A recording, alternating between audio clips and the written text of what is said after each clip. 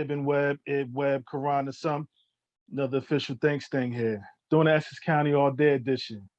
And man, am I really, really, really fortunate and blessed to have Dennis Mo Layton. Come on. Players of players, where I'm from here, around the world, United States, what have you here, like I said. Ain't but so much I can say. Whatever little bit I can get into his world, it's gonna be great. So I'm just looking forward to this. Hold on. Yeah, assalamu alaikum. Walaikum salam.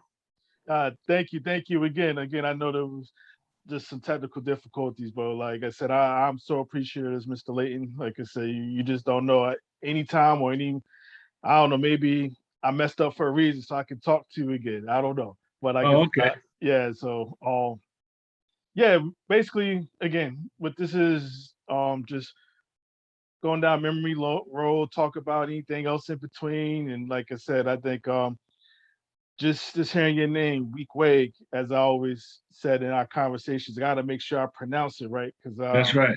I'm getting some trouble. But just being from that school, that neighborhood, been able to see the world, and while been still up and running today. Like I said, I'm speechless, even though I got to talk and ask questions. So thank you. Okay, no problem. Good. Well, where all this start from in regards to just growing up? Where are you born in Newark? Born somewhere else? Came to Newark? How'd it go? No, born and raised in Newark. Came out of the projects on Waverly Avenue, now called Muhammad Ali Boulevard. Ain't that something? Yeah. Alhamdulillah. That's a blessing right there. Yes. And the little bricks. Mhm. And that's why I grew up at. Start growing up to about the 4th grade, 5th grade. Then we moved up here. This is where the Italians were. My parents were making good money, so we had to move out of the projects. Okay. So now we my mother worked with many Italians at Otis Elevator, and so someone said they would sell my mother a house, but we had to be right. Our kids had to be right. Mm-hmm. And so my mother said, "No, my kids are right." So moved up here, and we fell right into it. It was a good neighborhood, and so then, wasn't playing no basketball then. Nobody was really. I was too young to really realize what that was. But then when I started learning how to go to school, my mother was teaching me how to walk to school. When I walked to school, she told me to go out on a Sunday one day. And I just walked, and I saw this guy. His name was Artie Williansky. And he played for Weequahic. He was an all-stater.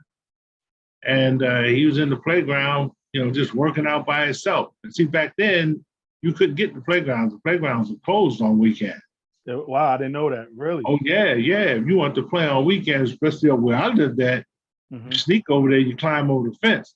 But all of a sudden, later on, the police would come, man, we run, so because it was closed. Then, it was, church meant a whole lot, Everything was supposed to be closed, liquor stores. No, everything was closed then. You see, but Artie used to work out. I used to always come and watch him. And one day he told me to come over the fence. And so he was trying to show me how to shoot.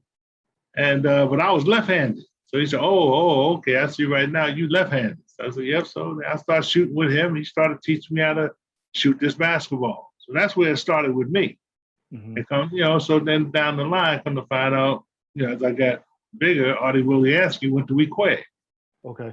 And yeah, they won the city, and he was bad. He's a bad bow-legged guy, man, and he was good. So I took it from there. And so now when we were up here, down the hill where we came from, the old school, West Kinney had opened up.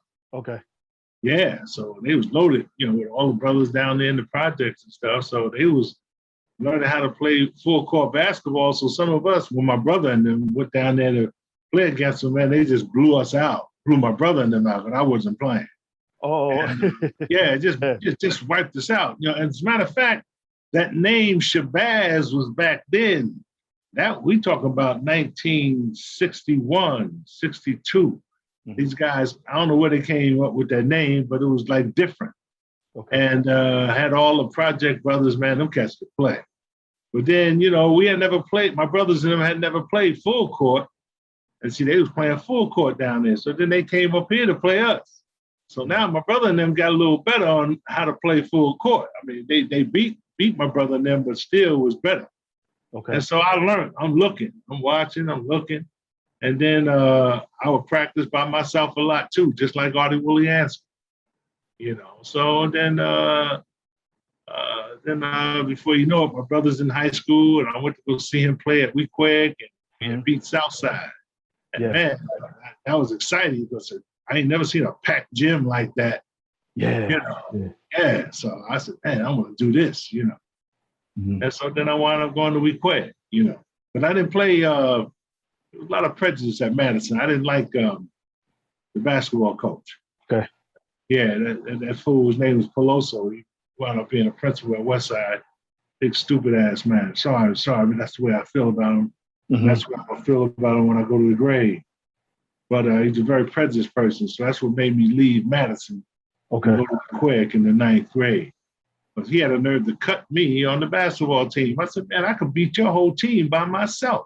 Yeah. And then I told him, I said, you're not going to win a game this year. Because I already seen some plays. I went over to watch them practice. Man, they had an awesome team. Plus they had coaches and all that. And the guy didn't win a game. He didn't win one. And so then I transferred and went to Weequahic. Before you know it, I done played my freshman year. I played on JV in my freshman year. We 19-0, and I led the team in score. You see, as a matter of fact, my first year at Weequahic, I think I told you before, the varsity had a scrimmage against Lincoln High School. Okay. And, you know, so JV had to go downstairs and practice. Before you know it, somebody came downstairs and says, my coach said, Mo, they want you upstairs. Upstairs, what you want me upstairs?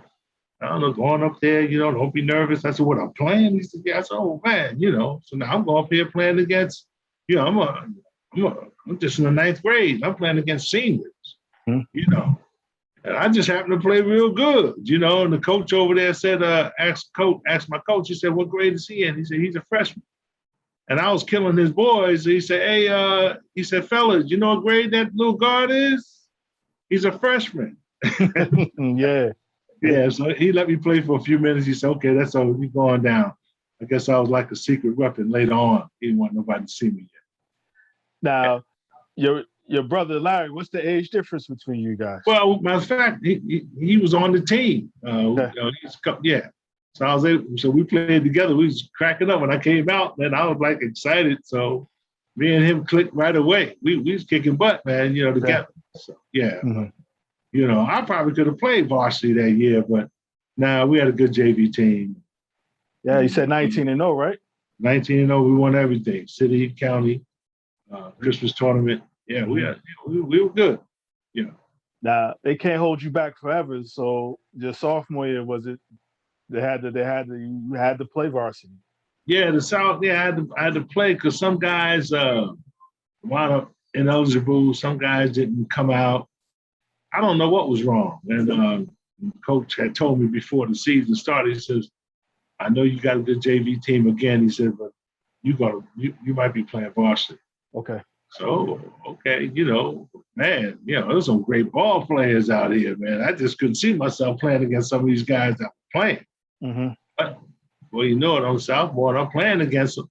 Yeah. You know, yeah. Man, I did well. I just was shocked that I stayed in there with them, but a lot of them I played during the summer, you know, so I got better and better and better. So then when the season started, I was ready for them, but I learned a whole lot.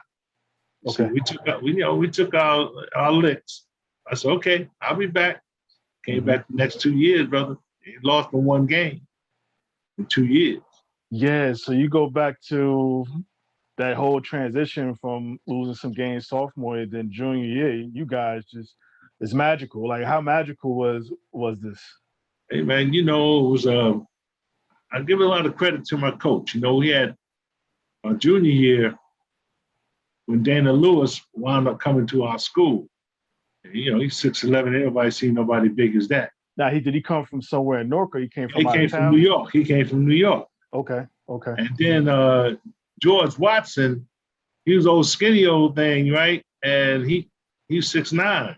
And he was at Central High School at first, But he ain't like the people down there. He ain't like the guys, He says, they always picking on him and stuff. So he told his mother, and then somebody told him, go to Weequahic, go up to Weequahic, So my coach asked me, had I heard anything about him? I said, no. He said, 6'9". I don't know nobody 6'9" walking around. Yeah, yeah. And so he said, well, he coming up to the gym, and George came walking in the gym. He looked like a broomstick.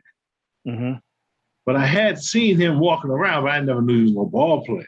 So, then he looked like a ball player, but he was tall. So I said, hey, so I put him on the team. And then we had Leroy Cobb. He was always with me, grew up with me in the projects too. He's 6'7". Mm-hmm. So everybody was new. Dana just got there. He didn't even know what a double dribble was. George just got there, and Leroy just came up from JV. Okay. You see, so now we just got a young team. And where we were strong at was in the backcourt, me and Charles Talon. But now we had 3 guys up front, other than Larry Bembry, who didn't have any experience. So we got better and better. Like the first game, Dana Lewis had 2 points. Mm-hmm. You talking about somebody 6'11". Yes. Second game, he had 4 points. The third game, he got 12 points. Okay. So fourth game, my man got 18 points. He's getting better. Mm-hmm. Now all of a sudden, everybody's getting better, man. And we wound up going 27-1. We won everything. We lost to Seton Hall. It was a good game. Well, one of those things. We got beat by 1 point. Mm-hmm. I tell people, no, don't think Seton Hall beat a great team then. No, my boys was just learning. Learning and only losing 1 game, just learning. Only losing 1 game. Yeah, so we said, okay, let's come around again. We could have got them again in the county, but they got bumped off. So, well, we'll see you next year. So we saw them next year, and they came up the Weequahic. We beat them Po Baby so bad. We was up 60 points. I remember Mel Knight. He didn't believe that. He didn't believe that we beat his team. We was up 60 points, right? I was over his house. He go, no, that was a close game. But he didn't know. He didn't know I carried my scrapbooks with me. Everywhere I go, I got my scrapbooks with me. You know what they say now? Here. Yeah, you know what they say now? You got receipts. You got receipts. Yeah, I got receipts. I said, let me show you something. I went out to my car, I brought this scrapbook. I said, look at this here. He couldn't believe it. He said, man, y'all went up 60. I said, that's right. I didn't even play the last quarter. Mm-hmm. Yeah, so that's a sweet payback. Okay, remember that wasn't gonna be no 1 point wins this time. We're good. So I know you were just saying, as far as you guys came back that next year. Now y'all play Seton Hall Prep in the regular season that your senior year? Just regular season. Okay. Yeah, we beat them real bad. So always beating everybody bad. Because we average beating our opponents by 42.2 points a game. Mm. So when you come to play us, you're gonna get whooped by 40. So just get ready.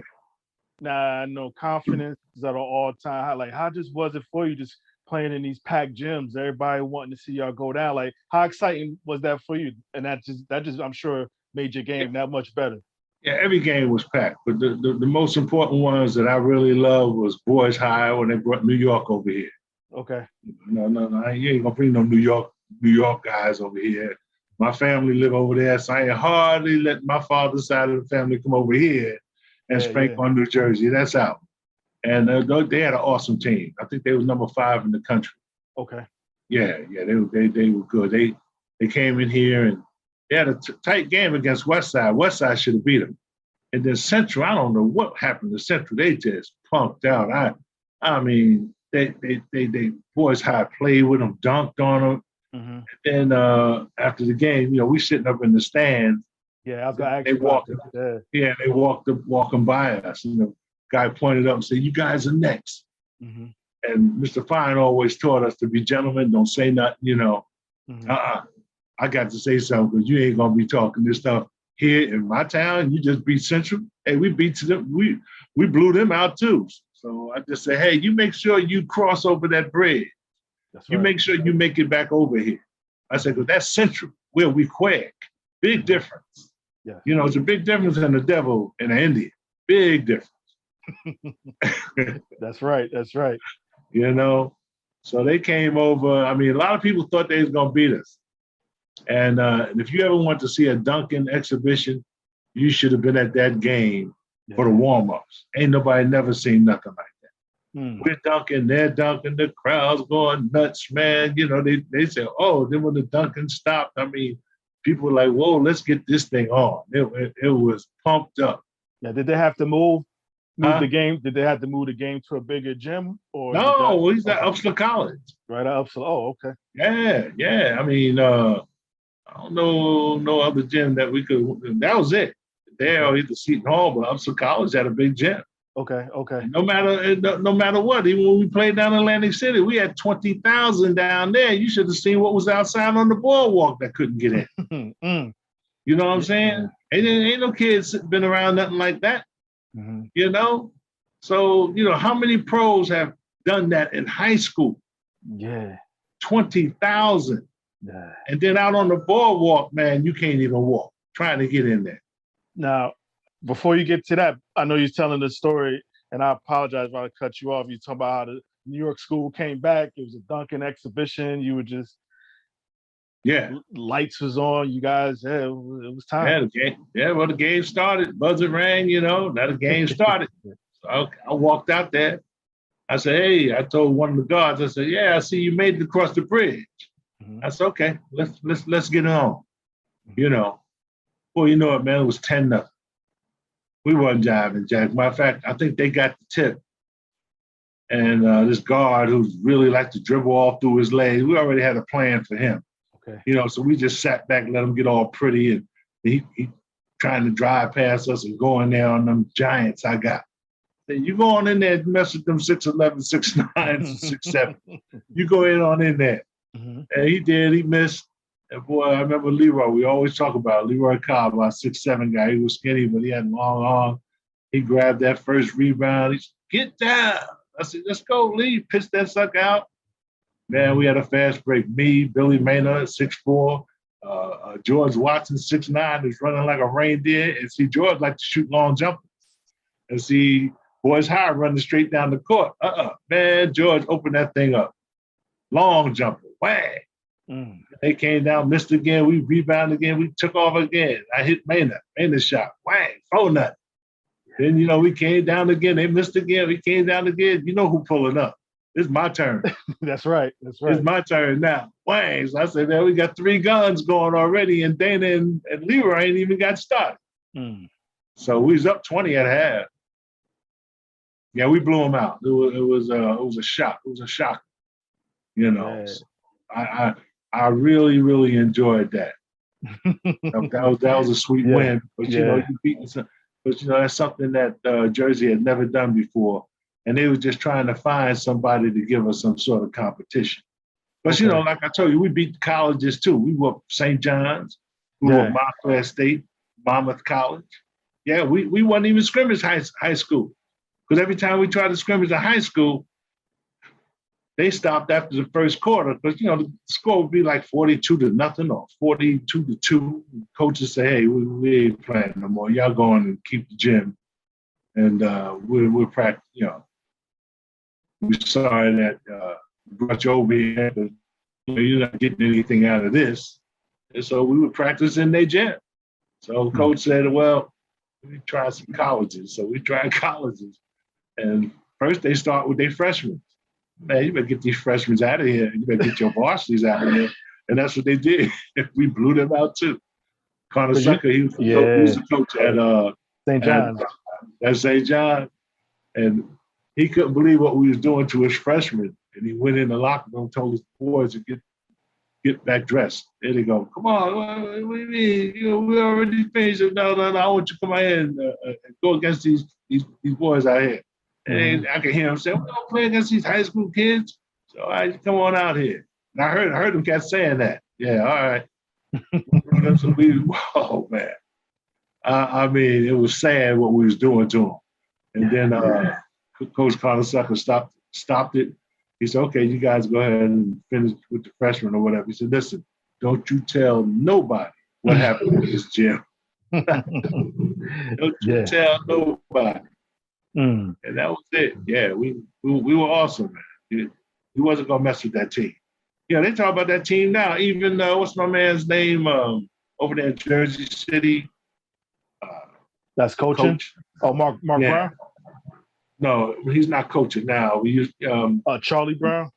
and no, not Charlie Brown. Okay. The white guy, the son coaches at Arizona State right now. Oh, Hurley. Yeah, Yeah, Bobby Hurley. Every time Hurley had the number one teams, they said, "So you think this is the best team ever come out of Jersey?" He said, "No, I'm not gonna say that." He said, "Because that 1967 team," he said, "that was an awesome team," and we were. I mean, you got five Division I ball players. Right. That's tough to beat. And plus, we all got the title of being an Apache. Okay. One of the Indians, we were Apache. Okay. Apache means that you tough in every category, and the chances of you going to a Division I school is very good. Mm-hmm. So now you got 5 Apaches out there. What you gonna do with 5 Apaches? And really, we had 6. So we had Phil Hickson, who came off the bench. He went to Rhode Island, and he wound up averaging, when we left, around about 35, 40 a game. Mm-hmm. Phil Hickson, he's a good ball player. Yeah. Yeah. Question, even during that time, obviously, that run you guys had, like, just how electric, just being teenagers, how electric is that for you? Just whether in school, around the city, just everywhere you went, like, just how was it back then? Just, and a lot of stuff going on. Obviously, fresh off, or even on the tail end of the civil rights, the North Riot, all the six. How was all this for you? Like, national attention, like I said, with. Well, if I understand the question right, well, everything, of course, was going good in high school before the riots. I still don't understand the riots. I don't know what happened. I sure wish I could have found out. I'm sorry I wasn't here, because it just seems like there would have been something that myself or a lot of us, even the athletes, could have did, because that stuff came from down the hill, and I grew up down there. Mm-hmm. So, too many guys down there are too strong, and come on, let's put a stop to this right now and see what's going on, But that thing was not supposed to stretch all the way up here, tearing up everything. Oh, my God. So, but I wasn't here. I was in California. I was in school at the time. Now, speaking of California and school, you go junior college route, leaving high school. How did all this come about as far as your college time, your choice, and how you ultimately ended up there to start off? Well, what happened, Southern Cal, just like many other schools, they came to scout, look at the big boys. Mm-hmm. But every time they came to see the big boys, they go back to the school and say, yeah, the big boys is good, but you want this guard. You see. He says, they good, but you want this guard. Mm-hmm. And so a scout came from USC, and usually Coach Mr. Fine, he didn't allow coaches to bother us while we were in school. Okay. Because he don't want us getting unfocused, But he let this guy come in, but he was heading out. And he's from California. He said that he was there to see the big boys, but he really was interested in me. So I said, okay, so we talked, we kept on talking. So they brought me out to see Southern Cal, beautiful school. Okay. And then, but I need to get my grades up just a little bit more. And so as soon as I graduated, I went to Long Beach City College. Okay. And it was nice, but I didn't like the coaches. Long Beach is all right, but California, they're different. That's Snoop Dogg's town. They're a little different out there. Yeah. But I had a good time. I had some good brothers, took care of me, man, and played a lot of ball. You see, but I would have to sit out a year. I said, no, I'm not sitting out no year. And plus, I wasn't coming back there anyway. So when the scout knew that I wasn't happy, he said they still want. He said, no, don't blame us for Long Beach City College. We still want you. Okay. And he says, hey, there's a school in Arizona. You ever heard of Arizona? I said, yeah, I heard of Arizona. He said, you ever heard of Phoenix? I said, no, yeah. And you never heard of Phoenix, Mm-hmm. It's a beautiful school, the palm trees that you said you wanted. Okay. So you be real close to me and I can see you. And he says, in a good conference. So I said to him, I tell you what, I'll go under one circumstance. He said, what's that? I said, let me bring two of my partners. He says, what two is that? I said, my two forwards, Watson and Cobb. He said, aren't they going to school? I said, yeah, well, they're going, but if they can go with me, they'll go with me. Mm-hmm. He said, well, yeah, well, look, as soon as you land, let me know what's what. I said, no problem. So when I came in, I flew in, of course, whoever was picking me up, and I was surprising everybody. They said, a friend of mine picked me up. He said, look here, Mo, I know you want to see, your mom and everybody, but just let me take you around, let you see the town. Okay. Let me let you see what they did to the city. I said, yeah, well, 'cause I don't forgot all about that. I figure everything is fine. Oh my God, I can't believe they tore the city up like this. I couldn't, man. I just couldn't. I wasn't figuring that out. So, so I was really hurt by that. But then I said, okay, let me take me by Leroy's house, George's house, because I got to let them know I got something for them. So they was glad to see me. So I said, what school are you going to? So they said, we don't know. You think about going to Oklahoma, junior college in Oklahoma. I said, is that where you want to go? They said they didn't know. I said, well, you want to go to school with me? They said, where, California? I said, well, we go there later. I said, we're going to go to Arizona. I heard it's real pretty, nice, and so forth and so on. No winter time, He said, yeah. So what we got to do? I said, all you got to do is just tell me, then don't worry about nothing else. The parents were like, "Mo, they ain't got to pay nothing." I said, "No, they with me." So okay, so I called him up, called the scout. He said, "Okay, everything is set," and they went with me. Mm. So we went out to Phoenix and lived in still the most prettiest neighborhood in Phoenix, the historic district. Beautiful. I mean, it took, we had to fit in, because white folks, that's when I first experienced racial prejudice. Was out in Arizona. Oh, brother, you don't know. Mm. But we, because we in that neighborhood. No blacks in that neighborhood where we was at. Okay. And you ain't put me over there in that black neighborhood because I ain't living in nobody's shack. And right. I ain't walking those streets, sidewalks. I don't know what that is, and this is all you got to offer me. Put me back on the plane. I'm going back to Jersey. Mm-hmm. So they snuck us in. They snuck us in the neighborhood, and they tried to get us out. When the landlord saw the house we was living in, he said, "What you guys doing here?" We told them, we live here. I said, "No, I rented this house to a man, Mr. Blevins." Said, "Yeah, that's our coach." Right. And he called the police on us, man. So we had to call the coach. Said, "Coach, you better come over here because they tried to throw us out." And so he came and he talked to the guys. Guys, okay, any one problem they added. He said, no, it'd be okay. They're good kids. And before we was accepted in the neighborhood. And at first, when we used to hitchhike to school, no one would never pick us up.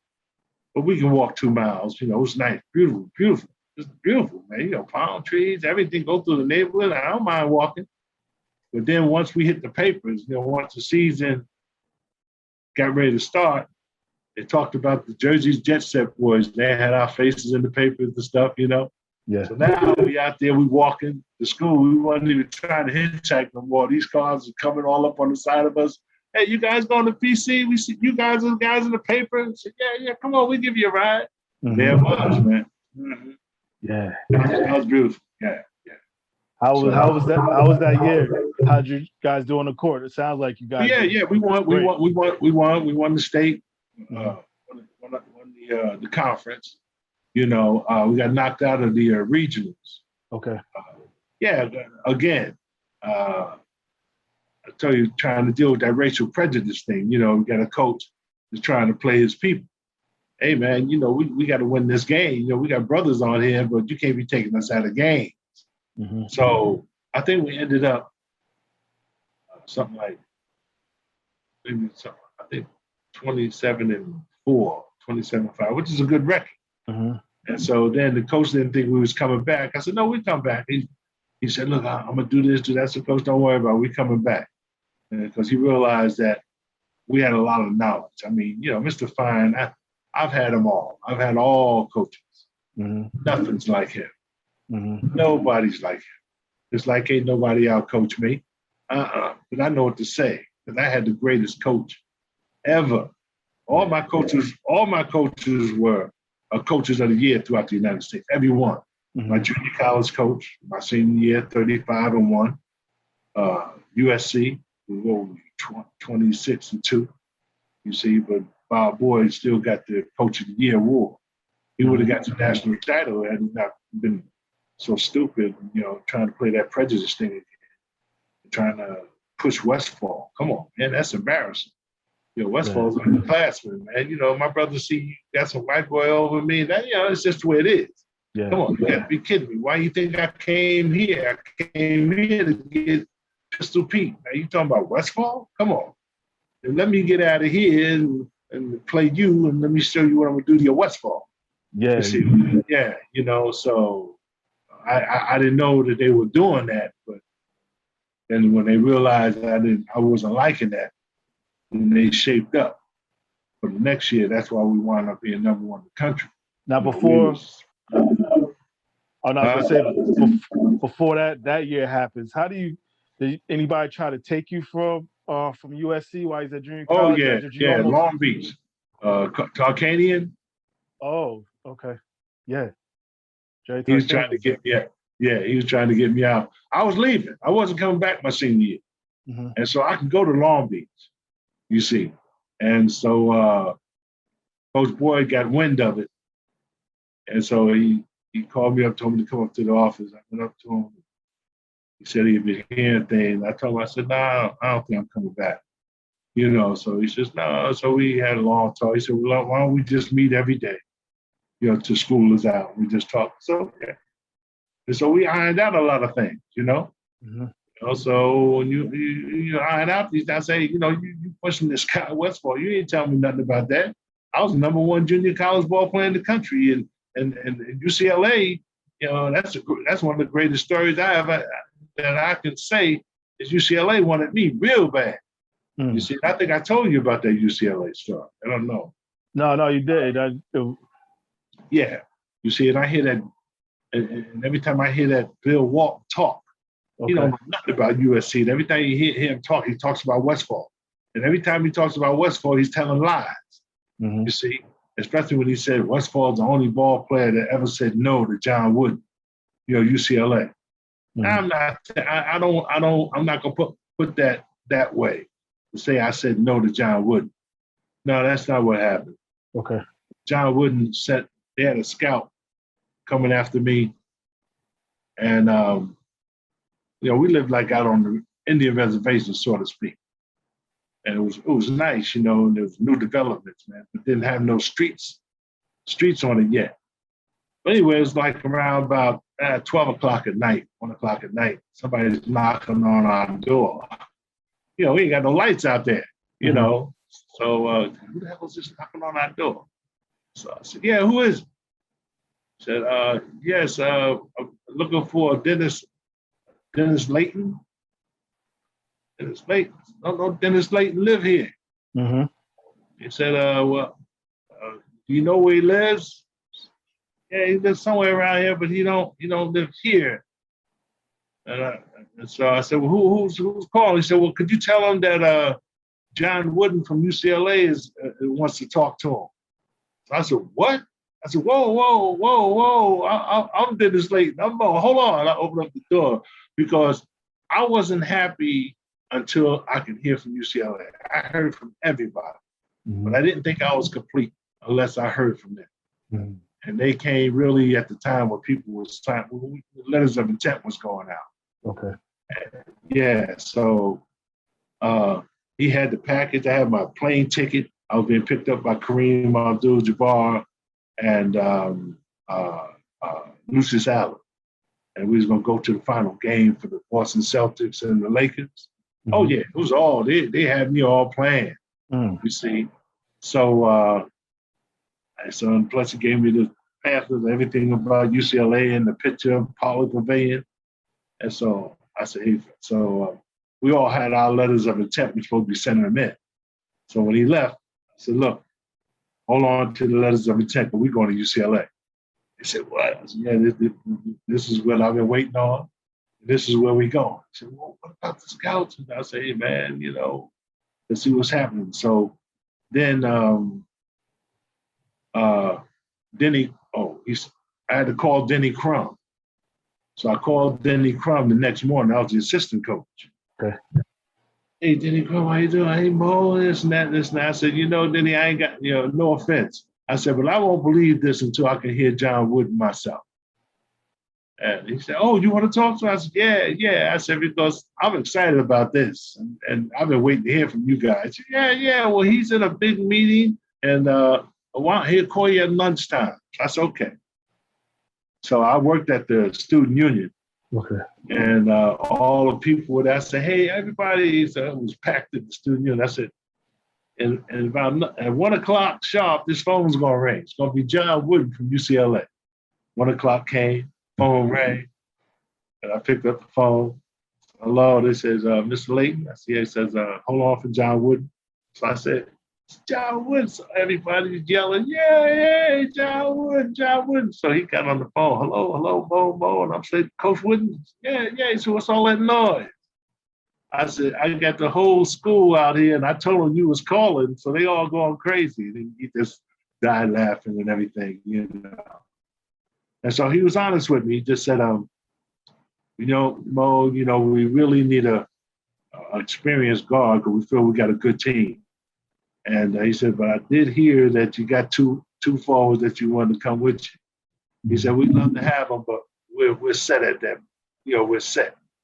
And I don't think it'd be fair to them or the ball players that I do have. But we could use you a whole lot. So I said, he said, well, I'm just going to think about it. I said, okay. And, get back to me tomorrow. I said, okay, I'll do that. And so right then, George and Leroy said, Mo, go ahead. You've been waiting on that. We go to ASU. Well, we have been together, from high school, junior college, number one. Mm-hmm. We got to keep this together. We're going to go to USC. We just got to take the bros off. That's all, And so my mother, everybody was trying to get in contact with me. I wasn't calling nobody back, And then first person I called back was my mother. Okay. So, it's over now. So anyway, she says, Dennis, UCLA? I said, yeah, Mommy. I said, that's where I want to go. She said, well, what about Mr. Bracker? She said, he gave me so much money. You know what I'm saying? He helped my mom out a whole lot. Mm-hmm. And helping my mom out helps my brothers out. They in school, but mom got to send money, this and that. So then I said, okay, I'll talk to him. He said, yeah, Mr. Brackett's calling me. I said, okay, I'll talk to him. I call him up. So this is what the scout said to me. He says, Mo, he said, UCLA is a little scared. They know that we got a good team coming at them. He said, but listen, I've been with you since high school. I took care of you in high school. I took you 2 friends that you wanted to go to junior college. I took care of them for you.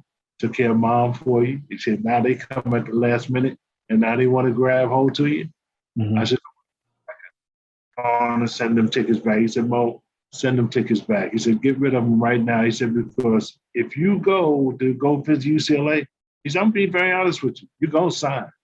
You ain't going to leave UCLA without signing. He said, but if you send that package back, then you'll be okay. So I sent it back. And I called Coach Wooden, and he understood. So I said, thanks, Coach Wooden. I said, well, I'm not saying no to you. I'm going to stick with my 2 partners. He said, he understood. A lot, he wished me a lot of luck. That's what. See, people don't know that story. Yeah, wow. But see, that Bill Walton, he don't know that story. He said, we talk about Westfall, slow Westfall. No.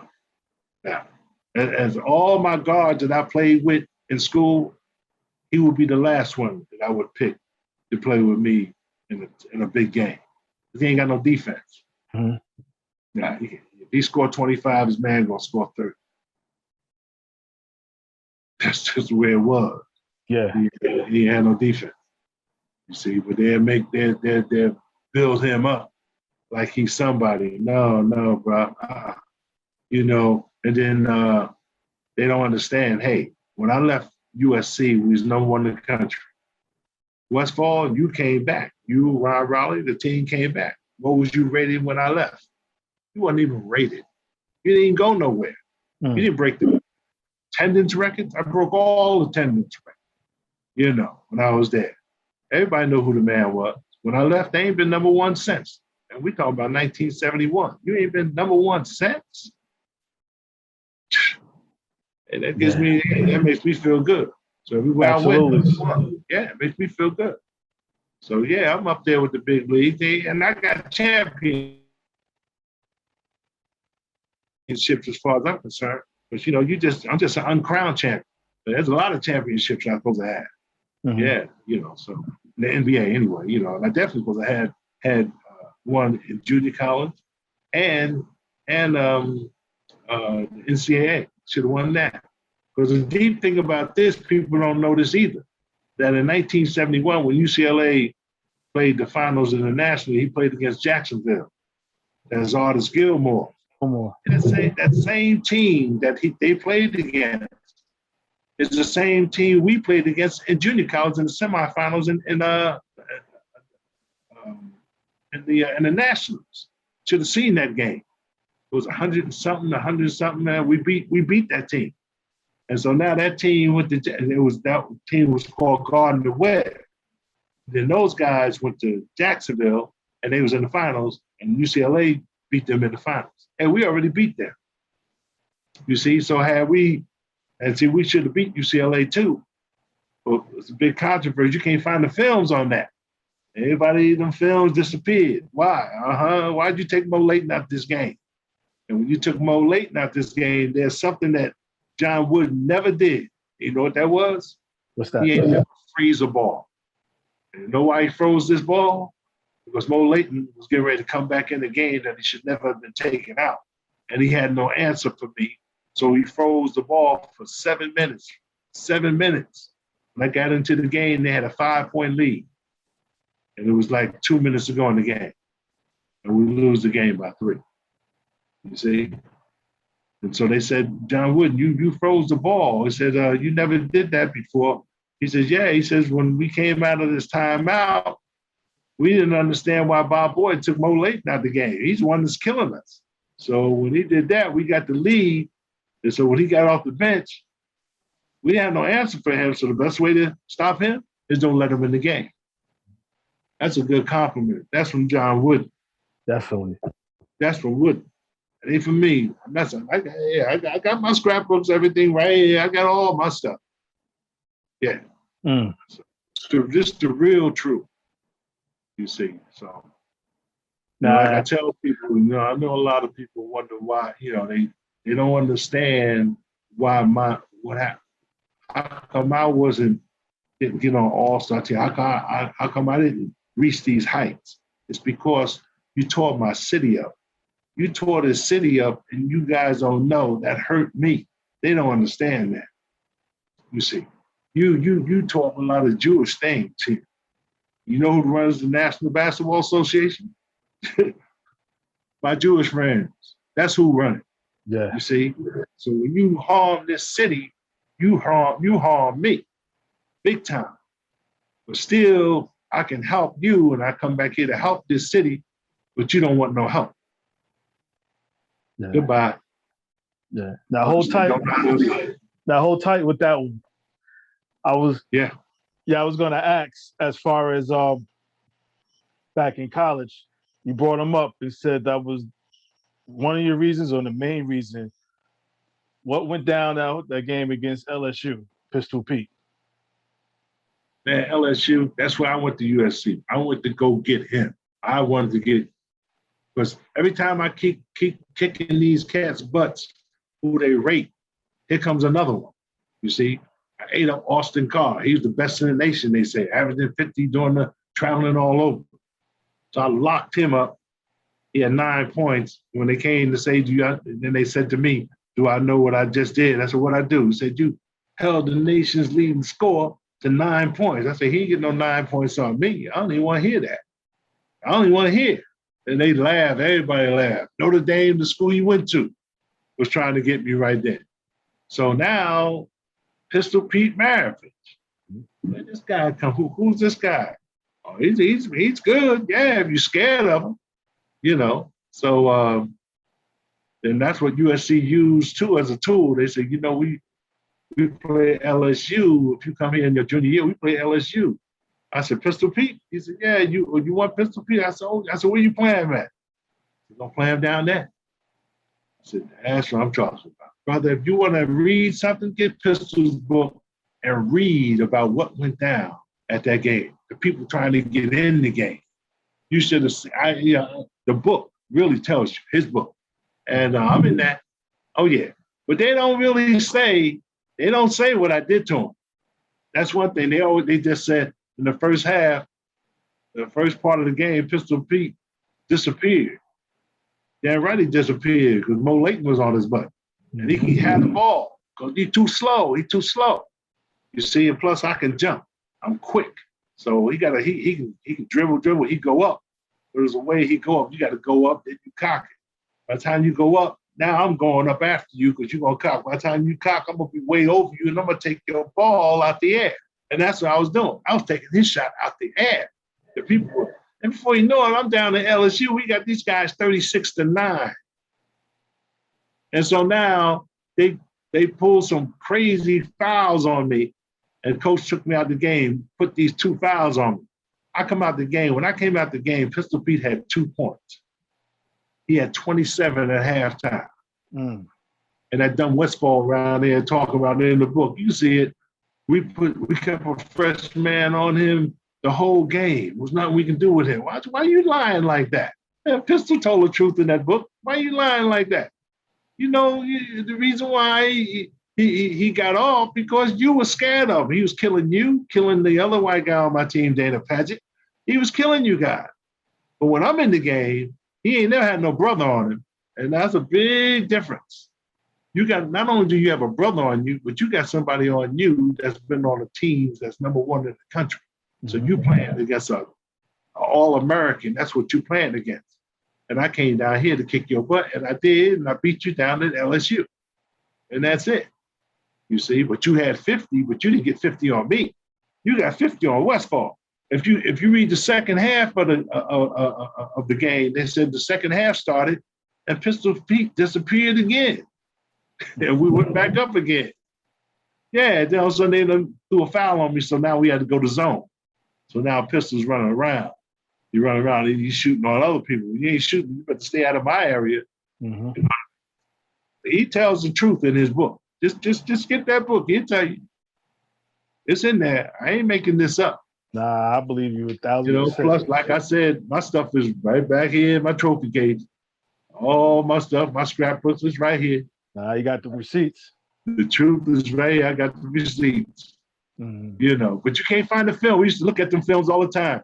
Films disappeared. My girl was good on this computer stuff. She went all through trying to find them games. You can't find the LSU game, and you can't find the UCLA game. Them 2 big games. Yeah. Come on. And they talk about Westfall. Westfall, how come y'all don't show no highlights of him in college? Because he was just a regular player in college. He got no awards at the banquets. He got no awards. What awards he get? He wasn't no leading scorer. I was that. He wasn't the best defensive player. I was that. He wasn't the best foul shooter. I was that. He wasn't the captain. I was that. Yeah. And then he wasn't the leading rebounder. Our big boy was that. And the most improved was our forward, George Watson. Ain't no more awards. What you get, Westfall? You see what I'm saying? What you know? Yeah. What you get? Nothing. And then when I left, what did you guys do? Nothing. And I went right into the pros and made the all-rookie team. I should have made it in a year. I was going to ask you about the pros. Yeah. I mean, you pretty much knew, was it in your mind, like, I'm going to be in the NBA one way or another. You knew that in college? Did you know that was going to happen? To tell you the truth, I never really thought about it. You know, and when I was in junior college, when Phoenix Suns came to the Phoenix, that was in my senior year. No, my junior year. No, my senior year, they came. And they were sorry, man. We want to scrimmage them. Say, yo, man, why don't y'all scrimmage us? You're on our gym court. Come on, man. They wouldn't scrimmage us. We'd have killed them. Because all they had was Gail Goodrich and Dick Van Arsdale. After that, they were sorry. And I'm surprised, when I see all these guys get, like Kobe and all these guys get drafted out of high school, I'm surprised that the Phoenix Suns didn't grab me when I was in junior college. I was the biggest thing in Phoenix. Yeah. You see? I was the biggest thing in Phoenix, man. We had to change gyms because of such a demand to see this Jersey boy. Mm-hmm. You see? So people was coming to my game, not no Phoenix Suns games. Hell, they ain't win but 4 games. So I was surprised he didn't grab me then. They just coming to watch you just warm up. Yeah. Hey, man. When I warm up, people come to watch me warm up. Mm-hmm. Hey, man, I took pride in my warm-ups. Yeah. Yeah, because one thing I learned is that my coach said, when you go out to warm up, you make sure that you make every layup that you shoot. He said, because when them scouts come, they always watch to see how you warm up. See, so I was a warming up dude, Jack, and I get my jumper going. Once I got that jumper going, I'm ready to go. And I always took the first shot. I'm taking the first shot. Yeah. I know you say throw it down there in the Dana Big say, if I can make a layup.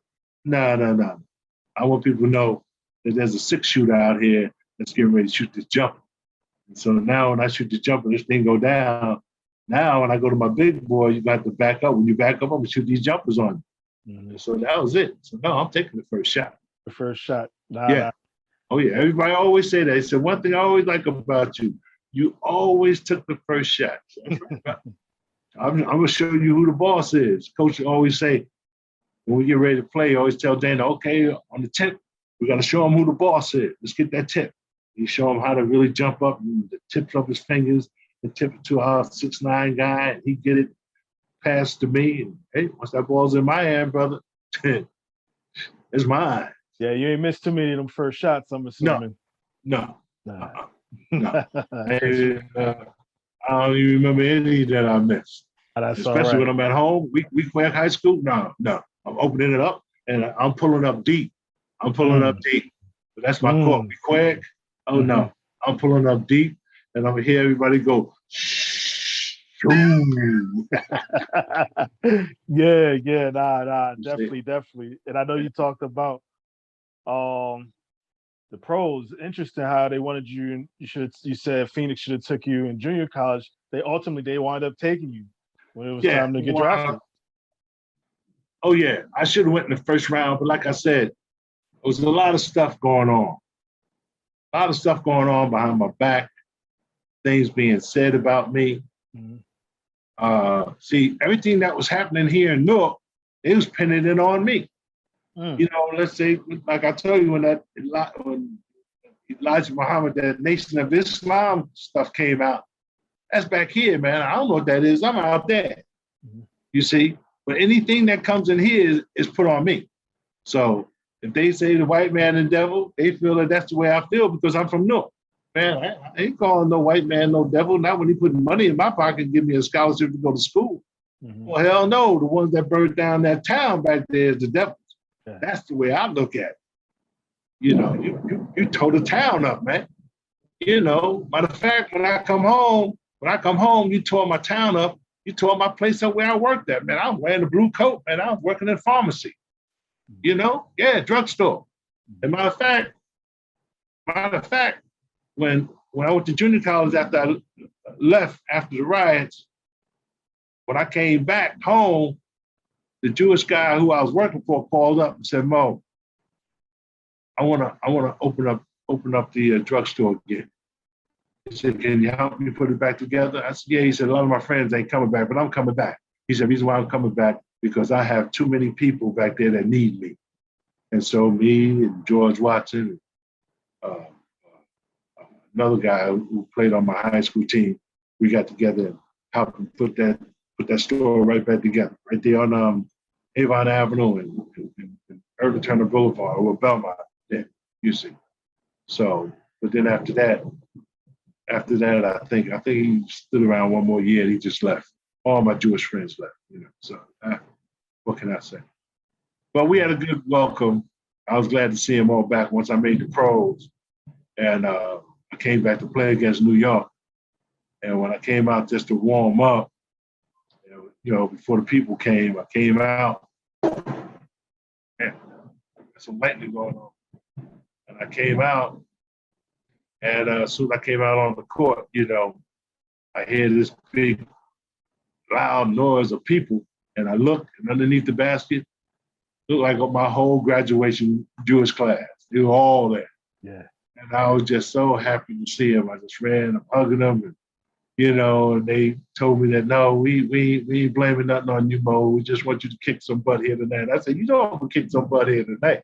Mm-hmm. And so I had to take it out on Clyde Nurl, but, they good guys. But hey, you messing with, I don't look at Clyde Nurl as somebody better than me. See, that's not how I'm coming in here. Mm-hmm. I'm coming in here. I am Mo Layton. I'm from back here. My team was number 1 in the nation, and I'm a first-team All-American, just like you guys. So I'm coming in here, and I'm going to do something to you. This is the first time Phoenix ever won in New York. First time they ever had won. Yeah. And the best game Connie Hawkins had ever had at the Garden. You see. But they always try to say that Dave DeBusschere was locking them up. Connie had told me that. So I was starting now. We was on a winning streak. And Connie said, hey, man, I ain't had no good game in New York yet. I said, what? All I can tell you, man, when the game was over, Connie got what was on his shirt, 42 points. Mm-hmm. You playing with me now. Mm-hmm. Yeah. Yeah. So I know how to get everybody involved. You know what I mean? Yeah. That's what I did. That's what I was good at. How was the rest of that first year? I mean, that for you how big of an adjustment was it for you, or basketball? With the Suns? Yes. When I got with Phoenix? Well, it was when you have Jerry Colangelo and I had Cotton Fitzsimmons, everything was political back then. They try to play their friends. Hey, come on, man. We got let's win. You see, so it was an experience. When Cotton Fitzsimmons, he was a coach at the time. And it was so funny. Now, here's a funny story. Now, when I came to Phoenix, now Jerry Colangelo brings Cotton into this office and want me to meet the coach. So Cotton comes in. So when Cotton comes in, because I always kept looking at him. I knew I had seen him somewhere. It just seemed like I'd seen him somewhere before. So he said, hey, Mo, how you doing? I said, hey, Coach, how you doing? I shook his hand. Then he says, you don't remember me, do you? So I'm looking at him. I said, you look familiar. He says, yeah, I'm the coach that you said, how long you going to keep this guy on? See, so he was coaching Mobley Junior College. And we met them in the Nationals. And he had a good team. But, yeah, I was unstoppable. And I was on him. I think I had 38 points on his team. And every time he had somebody on me, I shoot jumpers on them, and I'm running past him. I said, Coach, how long are you going to keep this guy on me? So then I come down one time, man. He got this white boy waiting on me. So I came down, and I said, oh, no. So I looked at his boys on the bench. I said, oh, no, he didn't. No, he didn't. And I just took the poor little white boy real bad and laid him up. I said, oh, no. You better get him off me. And he got him off me. We was talking about that. Cotton was. I said, that was you? He said, yeah, I'm laughing like crazy. I thought that was fun. So how do you juggle the business of basketball and still having the love for it when you get to the NBA? Because it's a business. It's a business. It's a business, man. And it was an experience. And the thing was, see, people, even when I come back here, they look at you and they think you're small, but they don't know I play big. Mm-hmm. And here I am, I'm 6'1", and you try to say I'm small, but yet I get the starting assignment on Jerry West, Jerry Sloan, Oscar Robertson. These are big guys. Yes. Now, I got big ones, Van Arsdale, Clem Haskins. I got guys bigger than me. How come they ain't playing these big guys? Because I can play defense. I can play a big man. He can't play me, though, but I can play him. You see, so I just had that knack. So I never worried about nobody posting me. Al Adams, he used to, when I used to play against Golden State Warriors, and I don't know how come he didn't draft me. Yeah, he's from Newark. Yeah, he's from Newark. Yeah, he's from Newark. He's from Weequahic High School. Yeah. But he was kind of funny too. That's another story. But that's okay. So since you ain't draft me, every time I come to Golden State, I'm gonna kick your butt. And I did just that. You see, I was always on his radio show after game. I always killed Golden State because hey, I supposed to be playing for you. I want to play for you, but you didn't draft me. So when you face me, I'm gonna give you 20. I'm gonna do that. And I always had good games against Golden State. But why he never had me on his team, I could never understand. And I don't even know I can't understand how he let Gus Williams leave from Golden State. So he had this kind of way about him, So I just let it go. No problem. No problem. So every time I come up here, I'm going to spank you. When you come down to Phoenix, I'm going to spank you there too. And I kept doing it. Yeah. Yeah. Now, how's your family back at home? Like, you get drafted, like, just how happy were you? And for them, they're excited. The only thing that was not excited was the fact that I didn't go in the first round. And what happened, see, again, it has a whole lot to do with some things. But then again, something happened with the draft. I think Cleveland had the first pick, and they wound up picking Austin Carr. Austin Carr, man, you got all these big men, and we had some good big men coming out. Sidney Wicks, Artis Gilmore, a lot of big men. So threw the draft off, and then Phoenix Phoenix, they called me, said I was going in the first round. Lakers called, I thought I was going to Lakers. Okay. Lakers said I was going to go in the first round. And Cleveland. Those are three teams that called me. Because, sometimes you get these little letters, they come out in basic letters, but then you have letters that will come out to you that'll say they have been looking at you and they're looking forward to drafting me in the first round. And so I didn't go to the second, and that kind of disappointed me. Phoenix had picked this guy, John Roach, white boy, good player, but I was looking to get him. That's why he didn't come to Phoenix, because him and Dean Memminger, they beat us in the finals down in Allentown, Pennsylvania, in high school. Okay. And the reason why they had beat us, because we had just whooped Austin Carr and them boys and spanked them real bad, but the game wasn't over till late. And by the time I got to bed, it was like 2:00. And hell, we had to get up at 7:00 and we had to play a game at 10:00 for the finals. New York had played early in the morning. They was rested and everything. We all tired and stuff. So I was looking to get that Roach again. I told Jerry Colanzo, I said, "Oh, you took him in the first round?" I said, "I'm gonna show you what I'm gonna do to him when he get the cat." He didn't come to Phoenix. He went to the ABA because he knew I was. He knew I was looking for him. I'm looking for you. Oh yeah. Anytime that's somebody was rated somewhere, if I can get to you, I'm coming to get you. Yeah, I'm coming to get you. You see, that's where it was. Even in high school, boy, that's Samoji. Yeah, Samoji. I think I told you that. He made all state. The white boy. What? I don't make it? I went up to Summit to go get his butt. Me and my boy said, we going up there on a Thursday. That's normally when people play. Okay. Went up there in the big old park. We parked the car, boy. We coming down the hill in this big park. They got activities going on everywhere. They see 5 niggas coming down the hill. Yeah. Boy, everybody start rushing over there to the basketball court. Soccer field, everybody. Rushing over there to the basketball. And Johnson Moji was on the court playing. They always around there watching him. All of a sudden, they see these 5 black dudes coming down the hill with orange, wearing orange. Who the hell is that? Who's the tall guy? Oh shit, that's Weequay. It's Weequay. We came down there. We walked down there. We seen all the white folks coming towards that basketball court.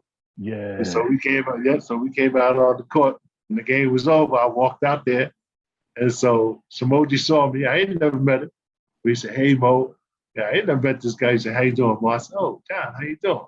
Good, good. I said, "Yeah, you like to get some good old ball players out here." I said, "Look, man, we got our five. Why don't you get five? Why don't we play the fifth?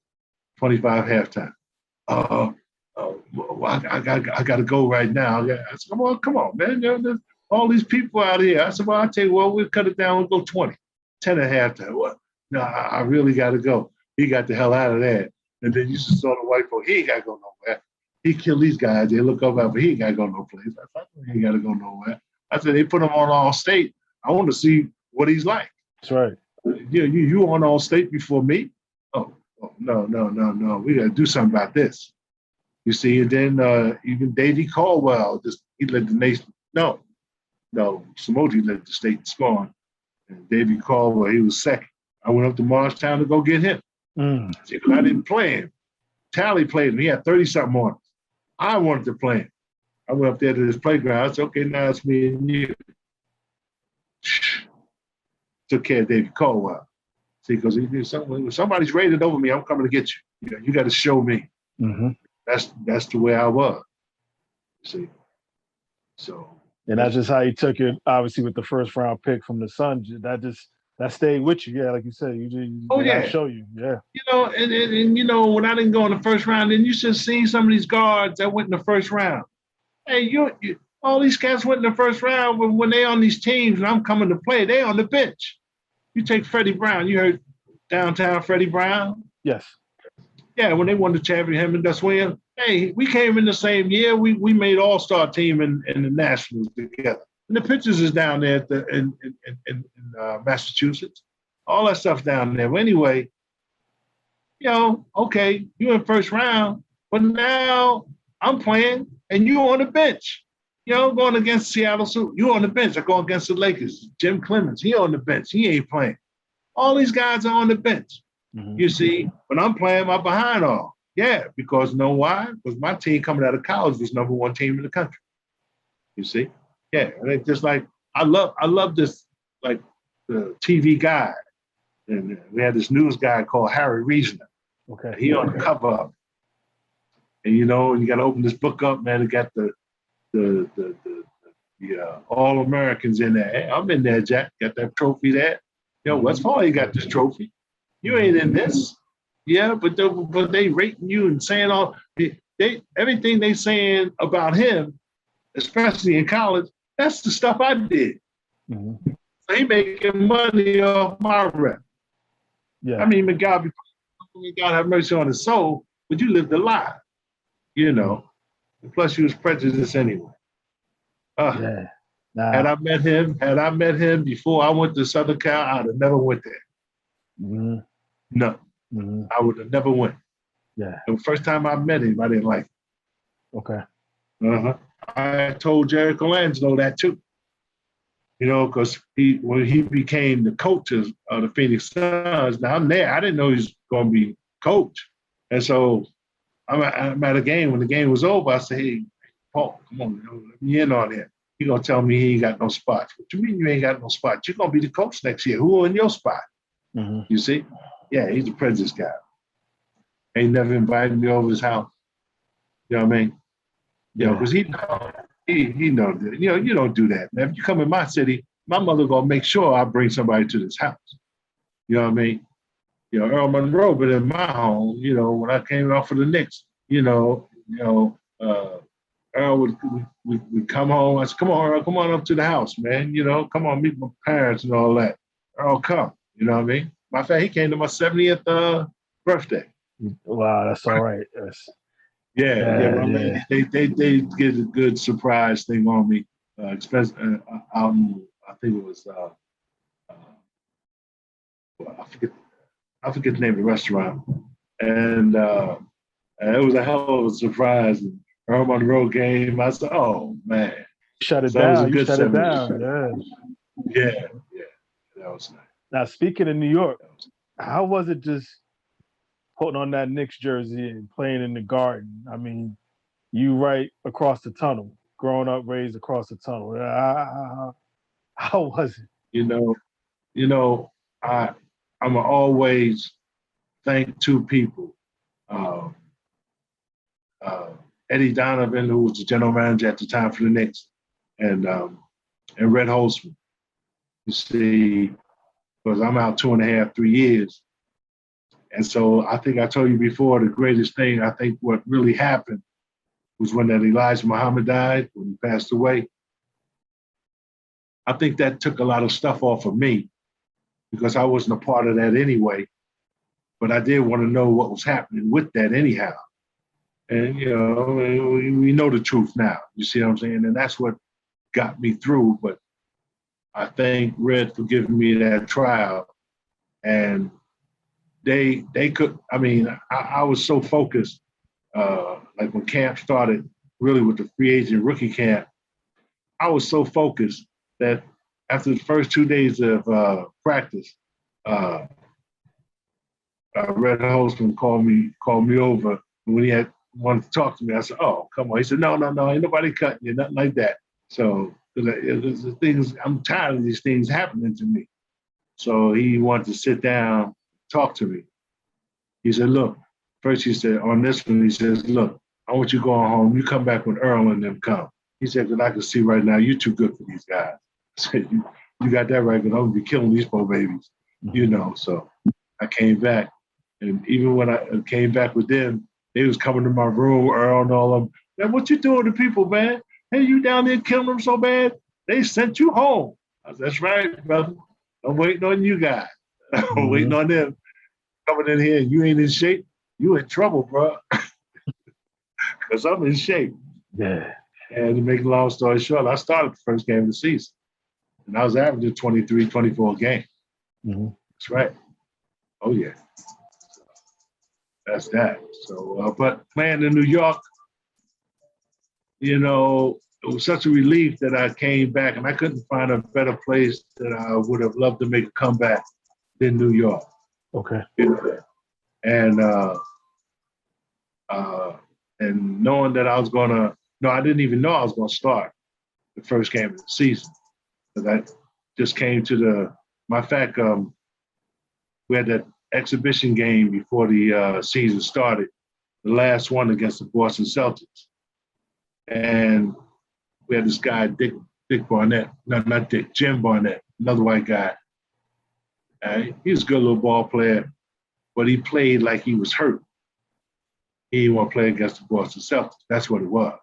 Okay. But not only did I want to play against the Boston Celtics, but they had somebody on that team that I was after, and that was Charlie Scott. I was after him. And when I got on that court, then he came up, "Congratulations, man, let's just forget about all that stuff." I said, "Oh, no, bro, I ain't forget about nothing. I told you that one day me and you going to be on opposite sides, and I'm going to wear your ass out."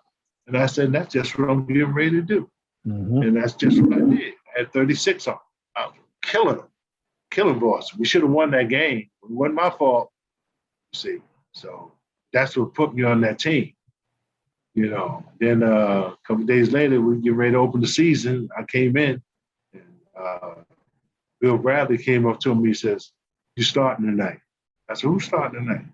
"You are." I said, "What's wrong with Clyde now?" He said, "Well, Clyde had to go. His sister got killed. One of his twin sisters got killed in a car accident. He had to leave that morning." I said, "Oh, man." I said, "Well, hey, you had Tiki Burton, you got Butch Beard, these guys, they got no cut contracts." He said, "Come on, you're better than these guys." "Yeah, I know I'm better than these guys. I wish I could get this money that they get." Yeah. But let's go. No problem. We won the first two, beating San Antonio, Gervin and them. But they couldn't understand how come I always killed them. Gervin and them always had good games against them. And Washington, I was averaging about 24 games. Only the team was scoring. Oh, yeah. You see, but then, then Clyde came back, and there's a lot of politics involved, but that's okay. No problem. And see, I ain't never had a coach 2 years in a row. Every time I turn around, coaches get fired or coaches leaving. I made it with Red, and next year Red leaves. Man, come that time on Willis Reed. Dumbest man I ever seen in my life. And I hope he can see this. He know I don't like it. Yeah. Yeah.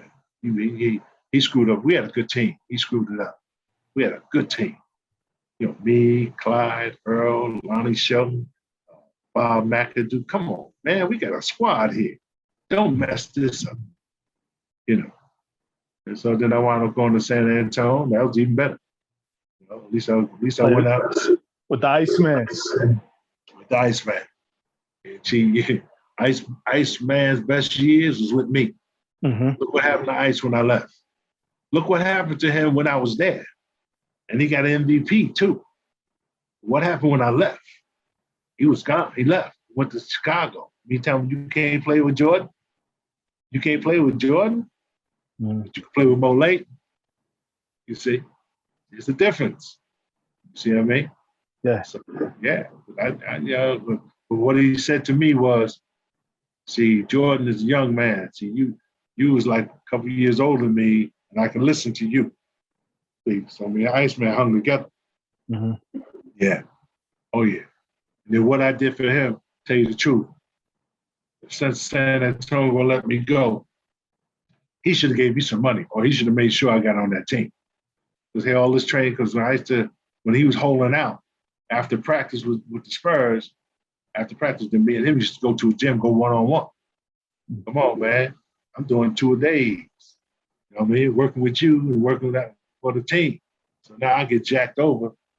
You get a raise, and I don't get nothing. Mm-hmm. Come on, Iceman.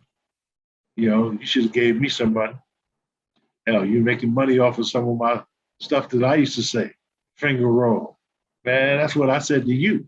Yeah, you can finger roll, but you got that thing from me. But I used to finger roll on them all the time. I used to curl on them, come and finger roll on them. They said, man, where you get that finger roll? I said, one thing I could always do is finger roll. And that's what he did on this commercial, and he's making money off my statement. People don't know these things. Yeah. They don't know. You know, I got stories, man. See, for one thing, let me tell you something. When I go, when it's like something happening, a banquet or something like that, and all the ball players, a lot of them passed away now. But when I come around, they all know me. They all, hey, Mo late. They all know me. You better know me. I'm all American, man. Ain't no slouch. And I'm from Newark. But the thing was, they're not looking at the Newark, the good Newark. They're looking at the burned down Newark. Niggas tearing the place up. Now I got a black man. And all this black and proud stuff. Elijah coming in here with the white man's the devil. You know what I mean? Stuff like that. You know, I told you that story. I think I told you that story.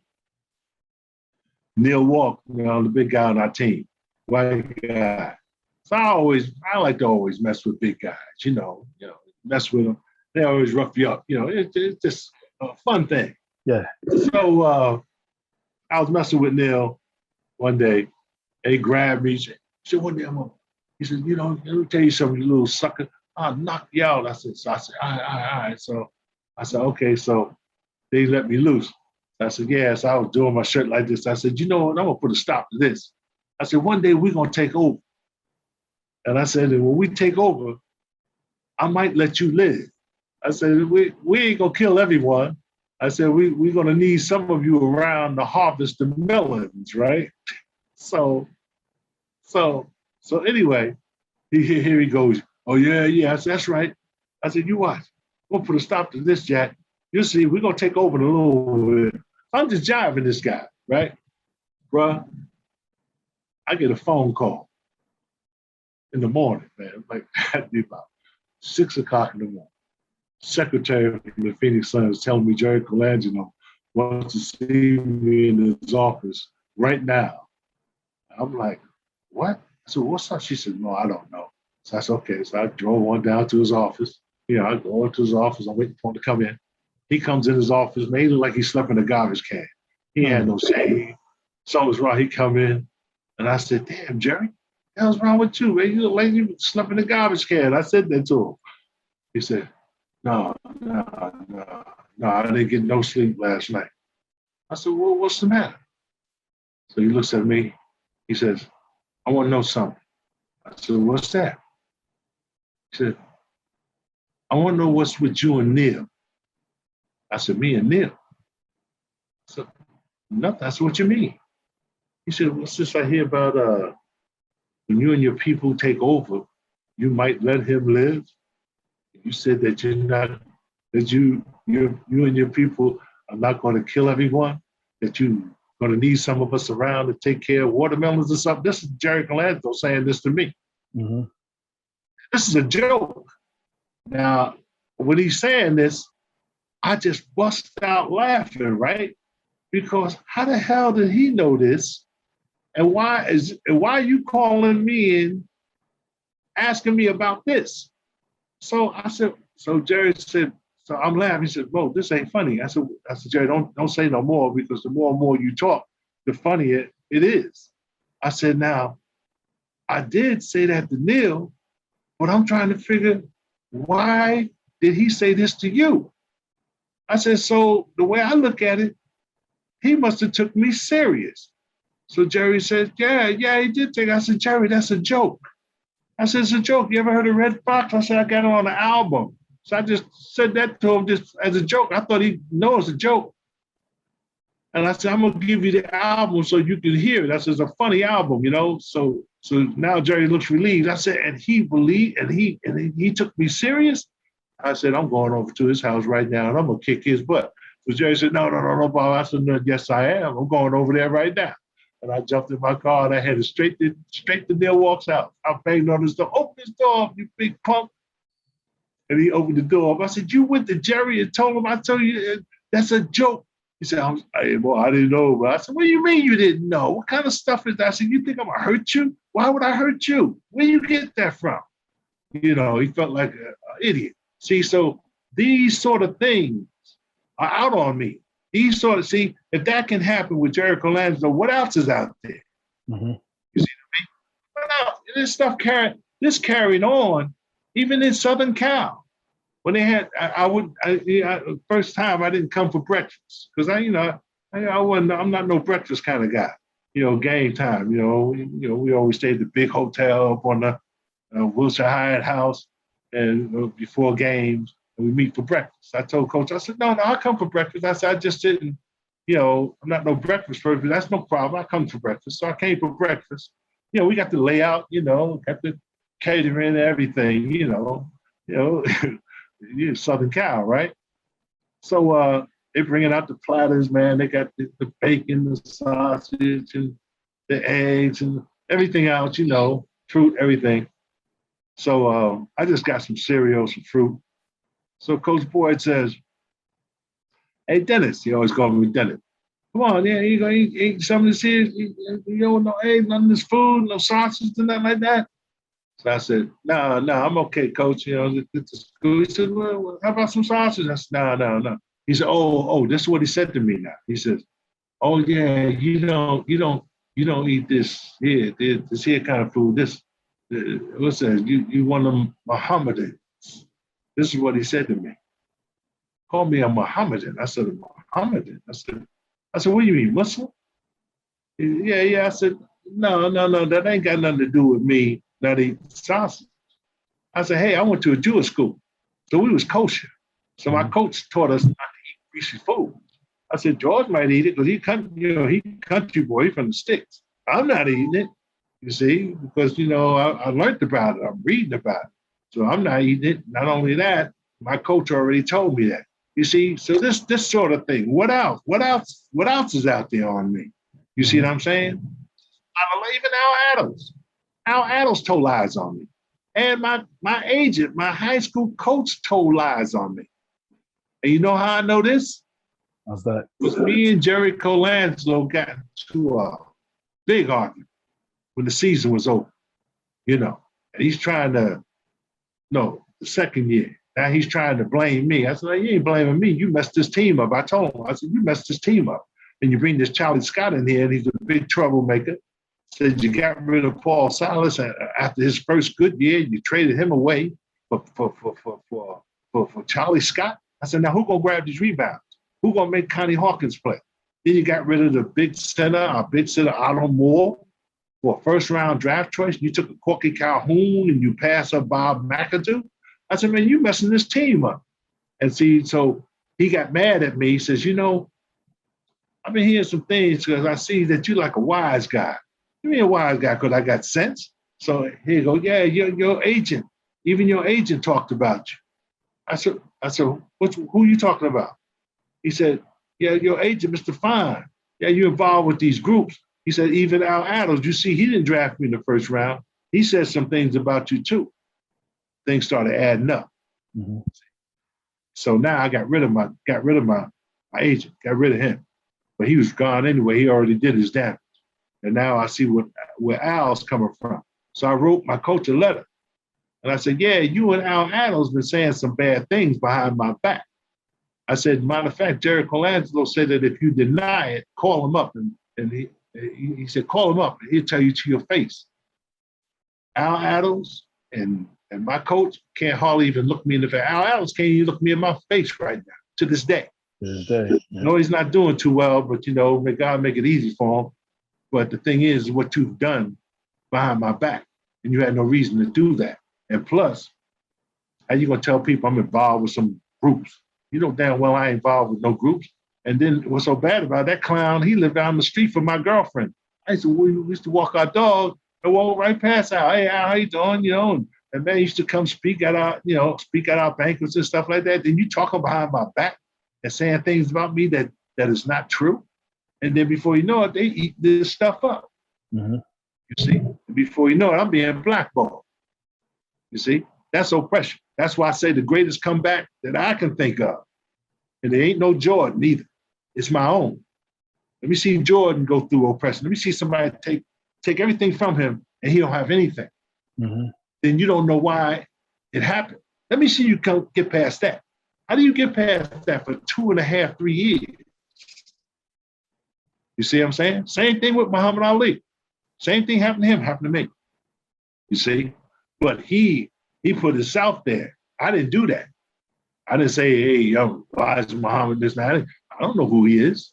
You know, I hear things, but I ain't got no time to be thinking about that, man. I'm playing ball. You know what I mean? I ain't got no time for that. See? That's it. You know, you get approached, but hey, man, I ain't got no time for that. When I came back here, you know, after Elijah died, and then I said, let me go see what this is now. And I went to the mosque, and it was different. But then what really sealed it, because I was working in New York, leaving work, and I'm driving down Broadway, and I see this big picture, and this big sign, Muhammad, messenger of God. I said, whoa. So I turned my car around. No, I parked my car, ran across the street, and it was the real Muhammad, you know, where they had Sean Connery. No. You know, Anthony Quinn, you know, all good actors, and playing Muhammad, the messenger of God. And so then I went in to see it. That's, oh man, and that's when I started getting educated to Islam. Now I found out who the real Muhammad is, you see. Before you know it, now I got books. The Quran finally came in. And so at the time, when I'm getting ready to try out with the Knicks, hey, bro, you want to hear some miracles, bro? And what my teachings did for me, and one of the games was that Boston Celtics game. See? So my prayers before that game, oh, brother, hey, Allah was with me. I could feel his presence with me. It was so deep, just like one of them shots I made against New York, just as deep as one of them crazy shots that Curry takes. I took the shot, I came on a fast break, and I stopped. I don't even know what I'm doing. So I just got across half court. And I did not stop, but I stopped, and I went up in the air, and that basket was so far away, I don't know. I said, how the hell am I going to reach this basket? Brother, I shot that ball. Ain't nowhere in the world I had enough power to shoot that ball. And I saw what that ball did. That ball looked like it took up a spin, and it took off by itself. I don't know. My brother, he said, I don't know how you reached the basket. And not only did that ball go in, swish, and the crowd went nuts, but Red Holtzman fell off his seat. He grabbed his head like this. They showed it in the news. He grabbed his head like this and he fell off his seat. I was focused. I was focused. You was. But Allah was with me. Allah was with me, man. The Vatican was with me there, and that's what it was. See, that's the key. That wasn't me. That was the work of Allah right there. That's right. Some things happened, man, during that stretch, trying out for the Knicks. And like I said, the big blessing was them saying, okay, they're gonna give me a trial. I couldn't even get nobody to answer phone calls, nobody to answer letters, nothing. Then out of nowhere, bang, I get a trial. There you go. So that's the biggest comeback that I can think of. Mm-hmm. See, and especially when you come out to warm up and other teams say, Mo Layton is back, Mo Layton is back. And they had, they had that, telecom, the thing be writing what's going on and got paper. But yes. I was all over that thing. Said, Mo Layton, you're all over the telecast, man. Mo Layton. I was all over it. But I'm killing everybody, you see? And then I had a shirt. My mother had the shirt. Mo Layton is back. And she used to wear it around outside. Yeah, that was a good thing for her. I was happy for her. Nah, absolutely. Yeah. Absolutely. So, yeah. Then I know just I know your playing career, but did you ever just think about while you was playing what you were going to be doing next, like coaching or doing anything? You just kind of went as a king? Well, like I told you, this thing that they got out on me is so horrible. I should have been coaching long time ago. I done proved that. You see, I done proved it. You had the camps where you coach the rookies. Hey, man. Not only did I prove that, but some of them coaches that's coaching now learned a whole lot from me. You see, we was in camp together. So, and then trying to get a coaching job is weird. And then I come here in Newark, where I ain't really trying to get no coaching job, but the first guy, he wasn't from Newark, but he came and asked me would I coach Westside. And to make a long story short, I said, okay, I'll give him 2 years. And here's a guy that goes down to tell the people down in Newark. Now, these are educated folks. To tell the people down there in Newark, I got me a basketball coach. And these are educated folks down here in Newark. And they say, who you got? Guy said, I got Mo Layton. Educated folks. You know what them fools said down there at that Board of Education? What's that? What does Mo Layton know about coaching high school basketball? Woo! This comes from a big politician. I ain't gonna say what her name is. I'll let you find that out. That won't be hard to find. And the guy, he said, do you know who Mo Layton is? Guess what she said with her dumb ass? Yeah, I know who he is. Yeah, I know. He went to Weequahic. I know his team was #1. I know he played pro ball. Guy looking at her. So what you trying to say? You see? And then look what I did to that program. That program ain't looked back since and got a couple state titles too. Here's a program wasn't even existing, hadn't finished a program in 2 years. I took it and look what happened to it. Still going. But I don't get no credit for that. And now Weequahic, you got a stage set. A stage, I'm back here. You're lucky to have me back here. You see? And you refuse, you don't give me the job at Weequahic with a new gym opening up, and the gym is named after my high school coach, and I'm the #1 team in the nation. I'm the only pro off that team, and you insult me. You insult me and don't give me this coaching job, and you still ain't won a title. You know how long ago that's been? And you still ain't won nothing there. You see? You've been through how many coaches? And you're right back to the one that you got rid of the first time. Why is he here? Why are you hiring him back? You see, am I that bad that you go through about 5 coaches and bring back a coach that you fired? What's going on? You ain't asked me for a clinic, nothing. I'm done. I'm done, man. So hey, do what you want. You see, what's beautiful is when I was refereeing at a game up in Livingston, and when I walked into the gym, but they had a new facility. As soon as I walked in, this guy came up and said, "You Mo Layton?" I said, "Yeah." He said, I was wondering if you was Mo, because I see the thing, the referees had Dennis Layton. I was wondering if you were Dennis. He said, "Oh, Mo." He was so excited. He said, "Hey, this is our new facility. I'm the athletic director. Come on, let me show you around, but first you got to do me a favor." I said, "What's that?" He said, he said, "I know you're not supposed to do it, but you just got to do me this favor. I want to bring you into the team locker room just to meet the ball players." Okay. And man, you talk about excited kids, excited. Come on, brothers, what's wrong with y'all in this city here? What's wrong with y'all? White people grab me, but you niggas here, you talk about me. I don't understand. What do you want? You see, you got the answer to that. Yeah, you can do this stuff, what you're doing now, but you have to answer to Allah. Wait when you hit that ground. You have to answer to that. Somebody, man, that's good for your community, looking to help you out. I got my foot, what they call in whitey straw. Hey, I put Madison Square Garden over there for you on the Lions Avenue, Madison Square Garden.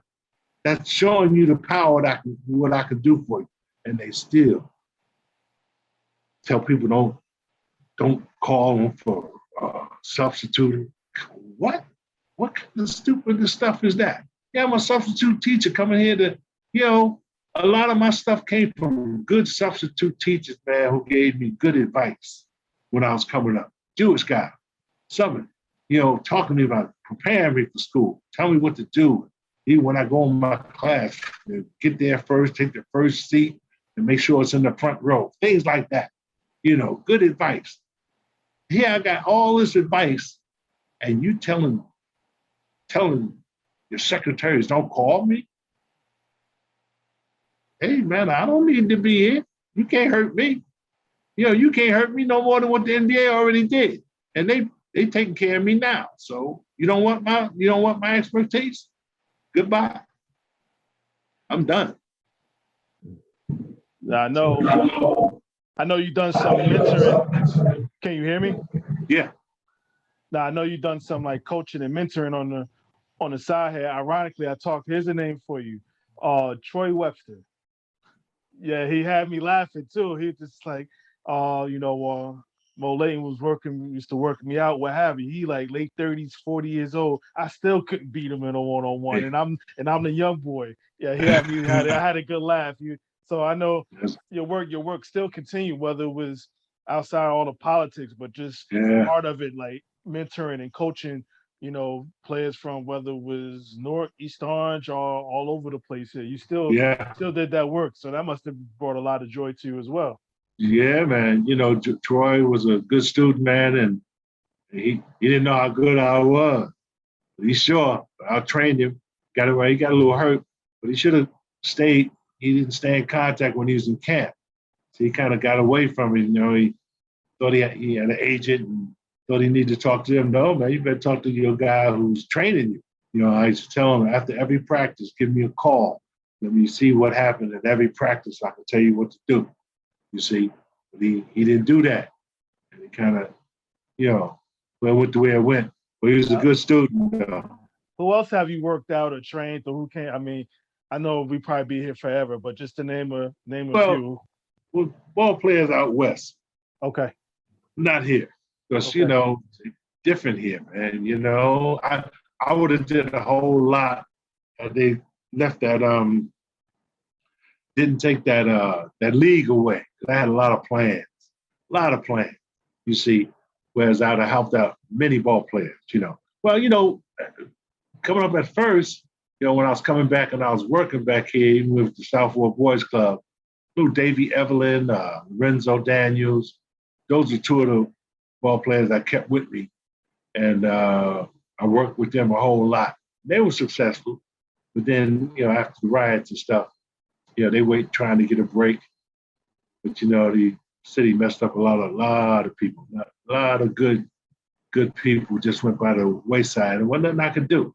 Mm-hmm. That's why I left. I said, I'm going back out west. I'm getting out of here. But nothing I could do. Yeah. You know, I one time started to run for office, but that ain't my thing, man. You know, my thing, I'm a sneaker man. I ain't no shirt and tie guy. I ain't got no time for that. You know, yeah, I help you get in office. Now you get in office, just give me this recreation, and I'm gonna take care of your city. I'm gonna take care of your kids.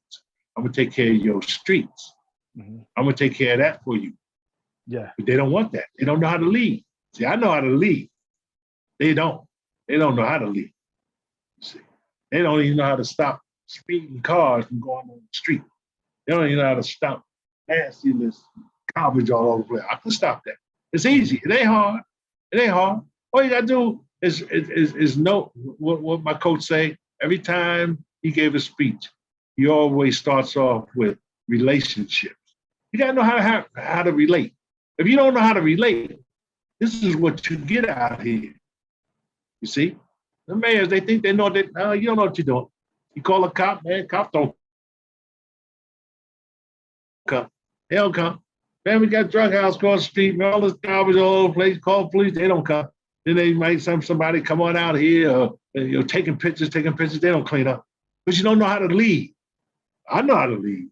Because like I told you, I wish you could have seen the miracle that happened on Lyons Avenue. You talk about blacks coming together. I mean, coming together and getting that park ready in a matter of days. Boy, you know it, man. Green Acres? Yeah.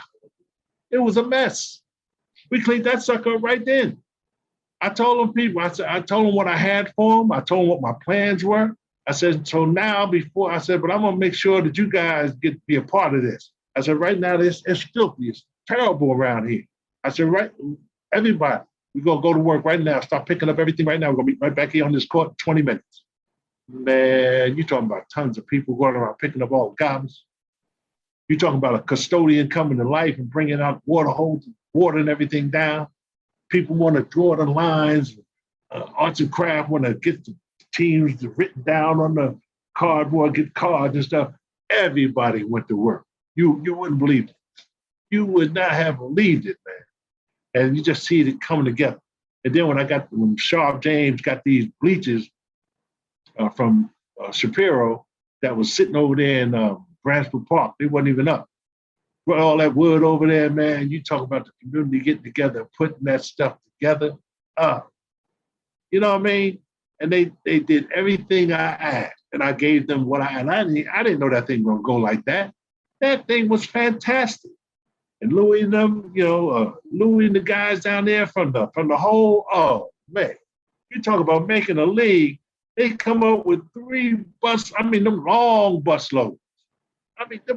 And they was, who were they governed by? A guy that grew up with me in the projects. They was Jughead. They was Jug, see? So they was governed by somebody who grew up with me, you see? So I say, even when they came up with all of them catching them buses, I said, Jug got off the bench. I said, Jug, you got control of this stuff. He said, what? He said, watch this, Mo. All of a sudden, man, he did something. The noise that was on that bus, everything stopped. He said, now watch this. He said, all right, everybody, he said something. You should have seen them blacks coming off the bus, holding hands, bro. Holding hands. They had their sign with the hole in it. And he said, look at that shit. You should have seen it. You wouldn't believe it. He said, we want this side. He took that side. They got up on the bleachers. I couldn't believe it, man. He brought up 3 bus loads. Oh, wow, mama. They was obedient and they made the league. I'm telling you. They made the league. Louis and them, and I'm happy that they won the playoffs. Because hey, man, you guys brought all these people up here and not one fight. You ain't smell no marijuana.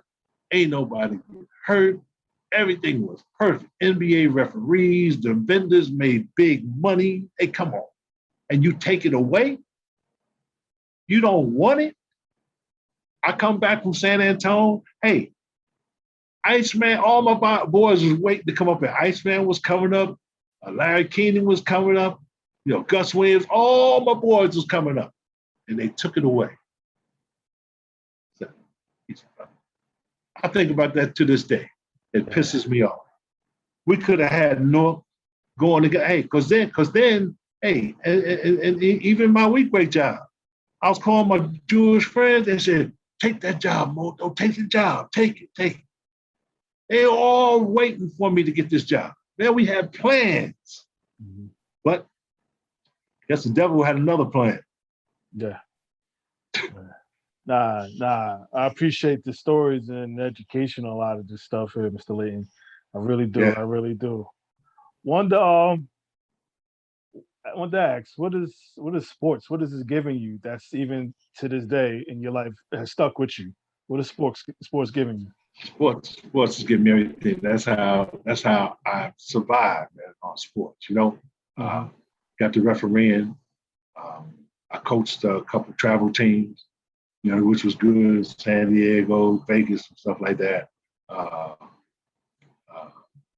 I got into the recreation department out there in Phoenix, Tempe Recreation.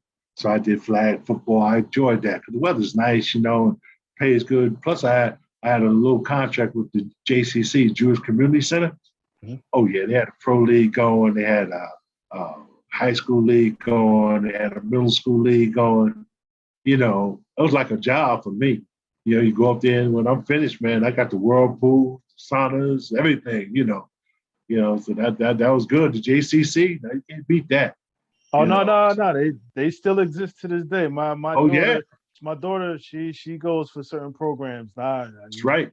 Yeah, JCC. You see that sucker in Phoenix, man. Sucker's 3 stories high, man. Windows and stuff. People working out. Got the swimming pools. Got the 3 basketball courts, man. You know, I do clinics. You know, they a lot of basketball clinics. So that's the sports thing. I speak at a lot of All-State when girls made All-State or boys made All-State. I speak at those banquets. I come back here, don't nobody ask me to speak. Mm. You know what I mean? You know, the Caucasian will. You ask me to speak, but my blacks, young people, back here, really. I can't say that back out west in Phoenix because I've done some things in Phoenix in the black neighborhoods. They appreciate it because everybody love me from Phoenix College, you know. And they when you go out to Phoenix, you mention my name, everybody says Phoenix College. Yes. They never say the sun because they love watching Phoenix College play. Mm-hmm. And I tell you, I was awesome in junior college, man. Awesome. Mm-hmm. Let's see. Regular season, average 28 a game. First regional, I stayed 7, 28. Then second regional, I averaged 40. I scored 42 the first night, 46 the second night. I was 18 for 22 the first night, and I was 20 for 24 the second night. Man, who's shooting like that, bro? Who's shooting like that? Mo Layton. You know what I mean? Who's shooting like that? Man, then I go into the Nationals. See, I go to other gears, man. Hell, man, I averaged what? I had around about 32 in the Nationals. I was killing, man, you know. So, but there's something that was following me. See, if a white boy was doing the stuff I did, man, he got pulled out of school a long time ago. Mm-hmm. You see. Mm-hmm. There's a lie. Somebody's putting some stuff out on. Mm-hmm. And you know, and it carried, but that's okay. You know, it ain't about where you've been, it's how you end up. That's right. Man. So, you know, so the NBA, you did some rotten stuff to me. That's okay. But thank you for those 2 checks each month. Absolutely. Absolutely. I appreciate it. Can I ask? Just keep sending it in. That's just cash checks. Question or 2 or 3 or 4 I might have, and I'll let you go. What's best game you ever played in your life on any level? Oh man! Did you just tell it? The ones at Phoenix College, or was it something else that sticks out? I've had some great games. Yeah. I'd say I like my game against in college when I came back to play against Arizona State. Okay. You know, because I told those, you know, it was in junior college. I beat 2 of the freshman teams, And now I got both their freshman teams and their seniors all in one basket. I came back, I had 41. I would have had more than that. Coach took me out the ball game. You know, hell, I was 11 for 11 when he took me out the game. 11 for 11 with 10 minutes to go. I'm 22 points. Coach Southern Cal taking me out of the game. People told me don't go there. I do it over again. I wouldn't go. But that one I liked. That one I liked. I was coming back to Phoenix, and then for LSU, of course. But I have to say, my first when I got 36 points against Cleveland. So I was going up against Austin Carr again. Mm-hmm. You see, first time we're meeting again. Okay, here we go. You got the first round draft choice, and you got all the money. And here we go again. Smoke that pole baby again, 36. My phone was ringing like crazy. My brothers, my aunts, everybody's calling me up. It was in the paper and stuff. Is there any game you like to have back?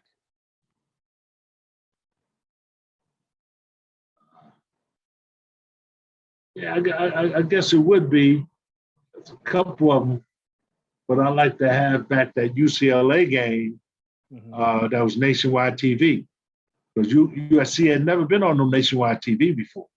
And how many people can say that they played on a team and twice they canceled the regular program to bring you something in sports? Yeah. USC, UCLA. Never has it been number 1, 2 team in the same conference. Never. Even to this day. Never. Yeah. You see? And UCLA has been back, but USC hasn't. Mm-hmm. See? Yeah. And that ain't, don't talk that Westfall stuff, but I left Westfall there when I left. Mm-hmm. Westfall ain't played in the around crowds that I played in. I don't even know where you played at, but I know you ain't played amongst the crowds that I played in. I know you have. And I know you ain't been number 1 in the country. I know you have. I have. Yeah. I know doggone well you ain't played in no state championship with 20,000 people. I know you have. Not even close. You see? All my games through high school, junior college, sold out. USC. They never had a sellout game for a regular season game. With me, they did. LSU came to play us. We just got number 1, just got ranked number 1 team in the country. People were sleeping outside for the game. Yeah, sleeping outside. Cats came up to our hotel and said, "Y'all got to drive around to the Coliseum, man. They sleeping out there. They sleeping out there." So we went all around there. I couldn't believe all them people. We was number 1 team in the country. See, first time ever. That's all right. That was a hell of a feeling, man. They never been. I'm on campus talking to the people. Just seeing the crowd. I'm on the campus talking to everybody. Yeah, for the UCLA game. That's a big thing, man. Nah, I can't even imagine. With all that being said, did you have a go-to move, or you had a bunch of them, or you just did your thing and a go-to move? Oh yeah, well, yeah. It's really my brother Lawrence's move. It's I'm gonna take you down to the corner. I do this crossover, and I'm taking you down to the corner. But I know how to move where I'm gonna go up, and you're gonna be flat-footed, and I'm gonna go up and I'm gonna shoot the jumpers on. It's a go-to move. That move's my brother's move. You see. So as a matter of fact, we have played this game. It's such a good move. We played this game. No matter who you put on me, it don't make no difference. So I was killing this team. I think it was Cotton's team, and I was killing them. And so I come down. No, it wasn't Cotton's team. Now I know. Mobley, anyway. And now they got this 6'4" boy, 6'4", 6'5" kid on. So I'm coming down. I said, "Oh, you got a big boy on me, huh?" So I looked over there to his bench. I said, I looked to his players. I said, hey, watch this. I said, watch this. And I went at the big sucker, took him, I went at him slow, took him to the foul line. I turned on him, taking him to the corner, boom, then poop, up quick. He flat-footed, bang, went in. I ran past him. I said, it don't matter. It don't matter. They was laughing, man. They was slapping fire. They said, damn. I said, don't matter. I don't care how big he is. It don't matter. I talk stuff out, but I can back it up. Mm-hmm. You see, and that, of course, I'm from Newark, man. That's right. That's right. I got a lot of toughness. Central, man. The Central boys gonna make you tough. So when I come in, you're gonna try to chump me off. Oh no, brother. I done had cats try that stuff already before. That shit ain't working on me. I'm from Newark, bro. That's right. That's it. Now, was there anybody toughest person to ever guard you? Like you had somebody that you knew, I'm gonna be in for a battle tonight. Was there anybody? Oh yeah. To be honest with you, me and Gail Goodrich, we used to go at it. Okay. Because Gail went to UCLA, and I'm USC, so we used to battle with each other, and that Jerry Sloan, I don't know if you know him, Chicago. Well, my favorite coach, right? Yes, yeah, and Oscar, I couldn't guard Oscar Robinson. Just forget that. Ain't nothing I could do with him. I tried the best I could, but Oscar's too damn smart. But he can't play me either. But he's just smart, real good. So, those solid players. Yeah, players that you're gonna have a battle with, man. Definitely Gail Goodrich because UCLA, USC. So he's going at me hard. I'm going at him hard. Tiny Archibald. Yeah. Leading scorer in the league. Mm-hmm. I can't. But I like playing him. Because you ain't getting no 40 and 50 no, that ain't happening with me playing. One thing people don't understand too. It's like when I was playing for the Knicks, and I was hurt. And Clyde and then went down to Atlanta. And they let Pistol get 60 on them, man. Yeah. Earl and Clyde. Come on, man. 60. Oh, my goodness. Man, I was sick up in my house. Come on. That slow-ass white boy, man, y'all letting them do that? No. See, to me, Pistol was slow. He was good. I mean, yeah, I can't take that away. He's good. But now with me, I ain't had no problem with him. Mm-hmm. Oh, yeah. I know it's sweet. Gail Goodrich, Pistol Pete was playing together in New Orleans, and I was with San Antonio. Yeah. Me and Iceman was together. Mm-hmm. And so Iceman said, goddamn Pistol Pete, I kicked his ass. I said, I kicked that motherfucker's ass. So I want to play them. I said, no. That's my man. I'm kicking his ass. Okay, then I got Gail.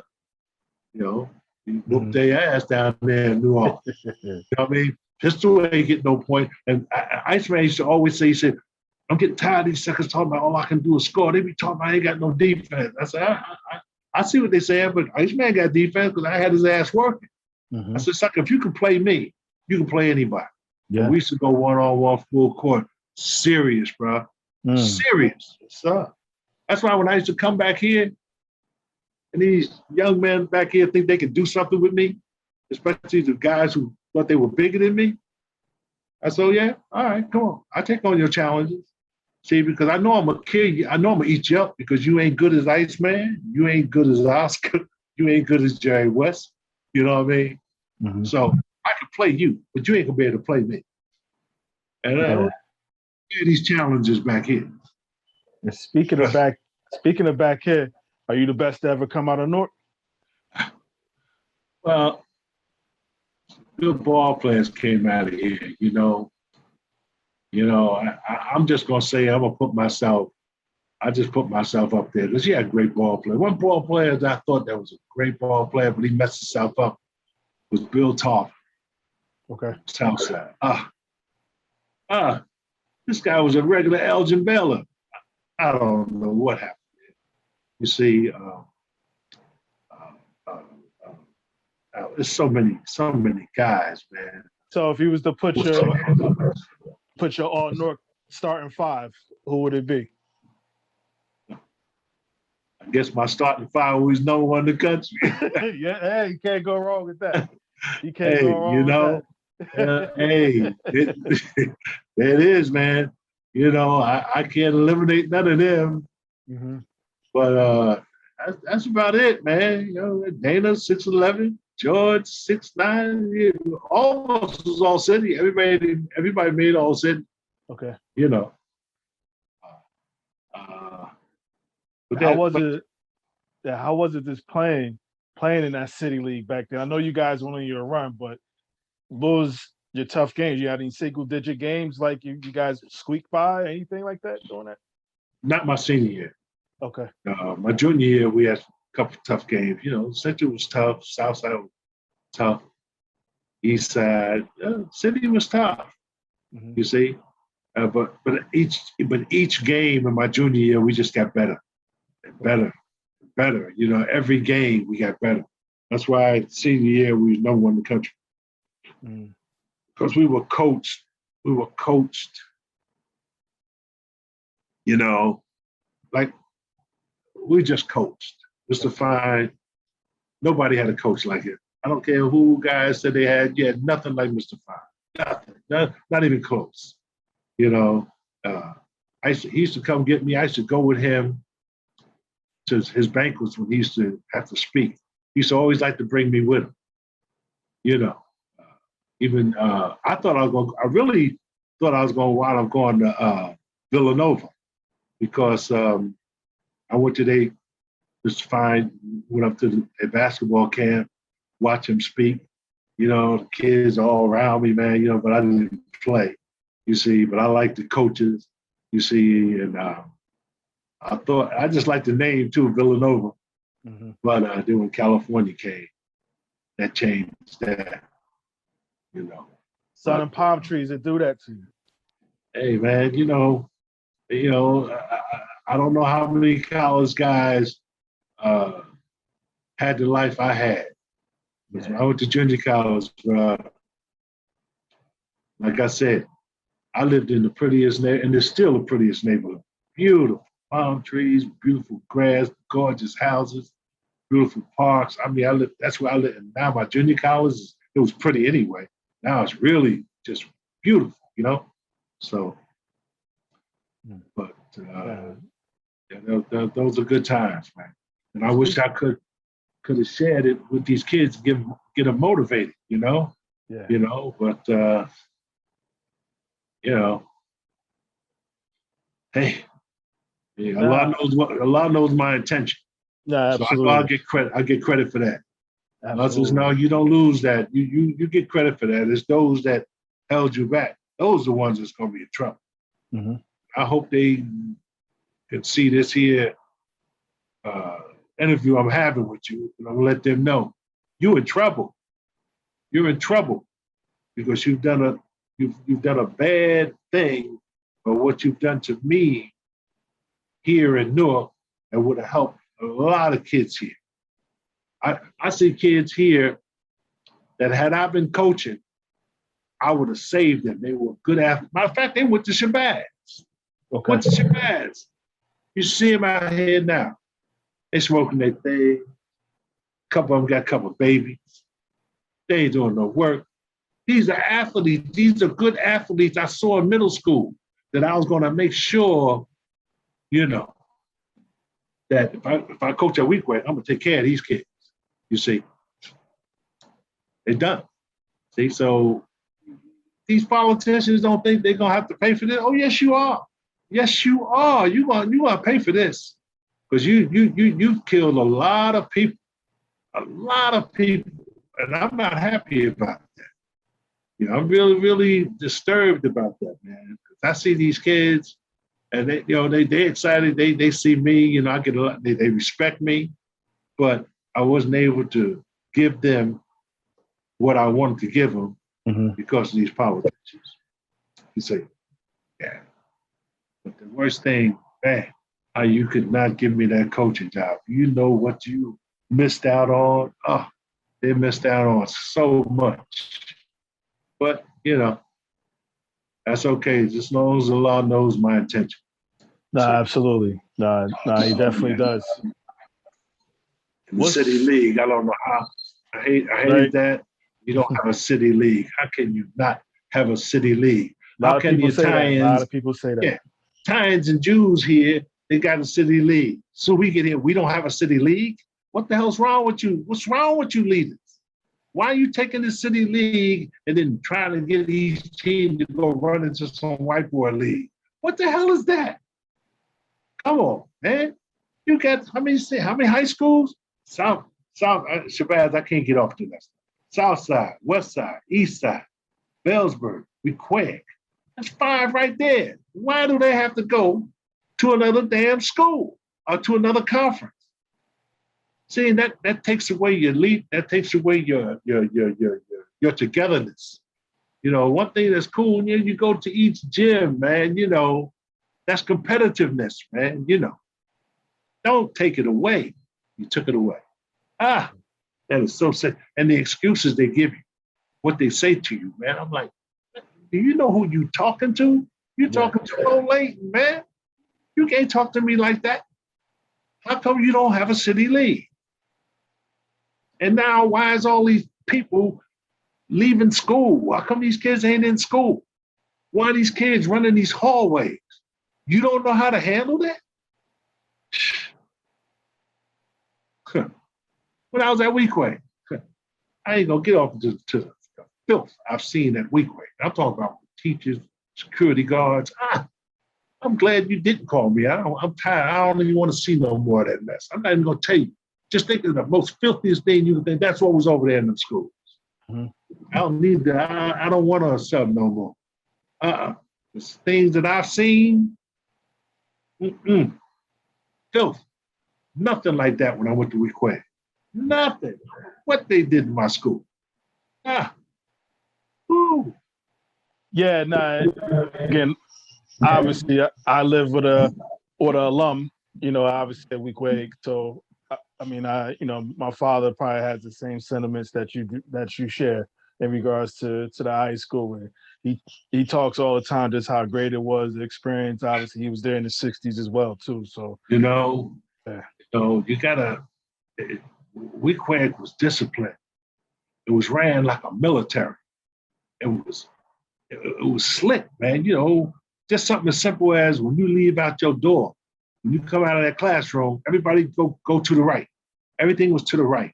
The teachers was in the middle. It was in the middle of the car, and everybody was moving fast, but they know they got to get to them classrooms. You see what I mean? You had an up staircase, down staircase. Now you don't have it no more. They put sheetrock over the glass so you can't see the upstairs down. Why you do that? Woo! Oh man, how can you call a second floor? How can you call a first floor second floor, a second floor third floor, and a third floor fourth floor when you ain't got but 3 floors? And then you take the elevator and you carve in the new name. You carve in the numbers.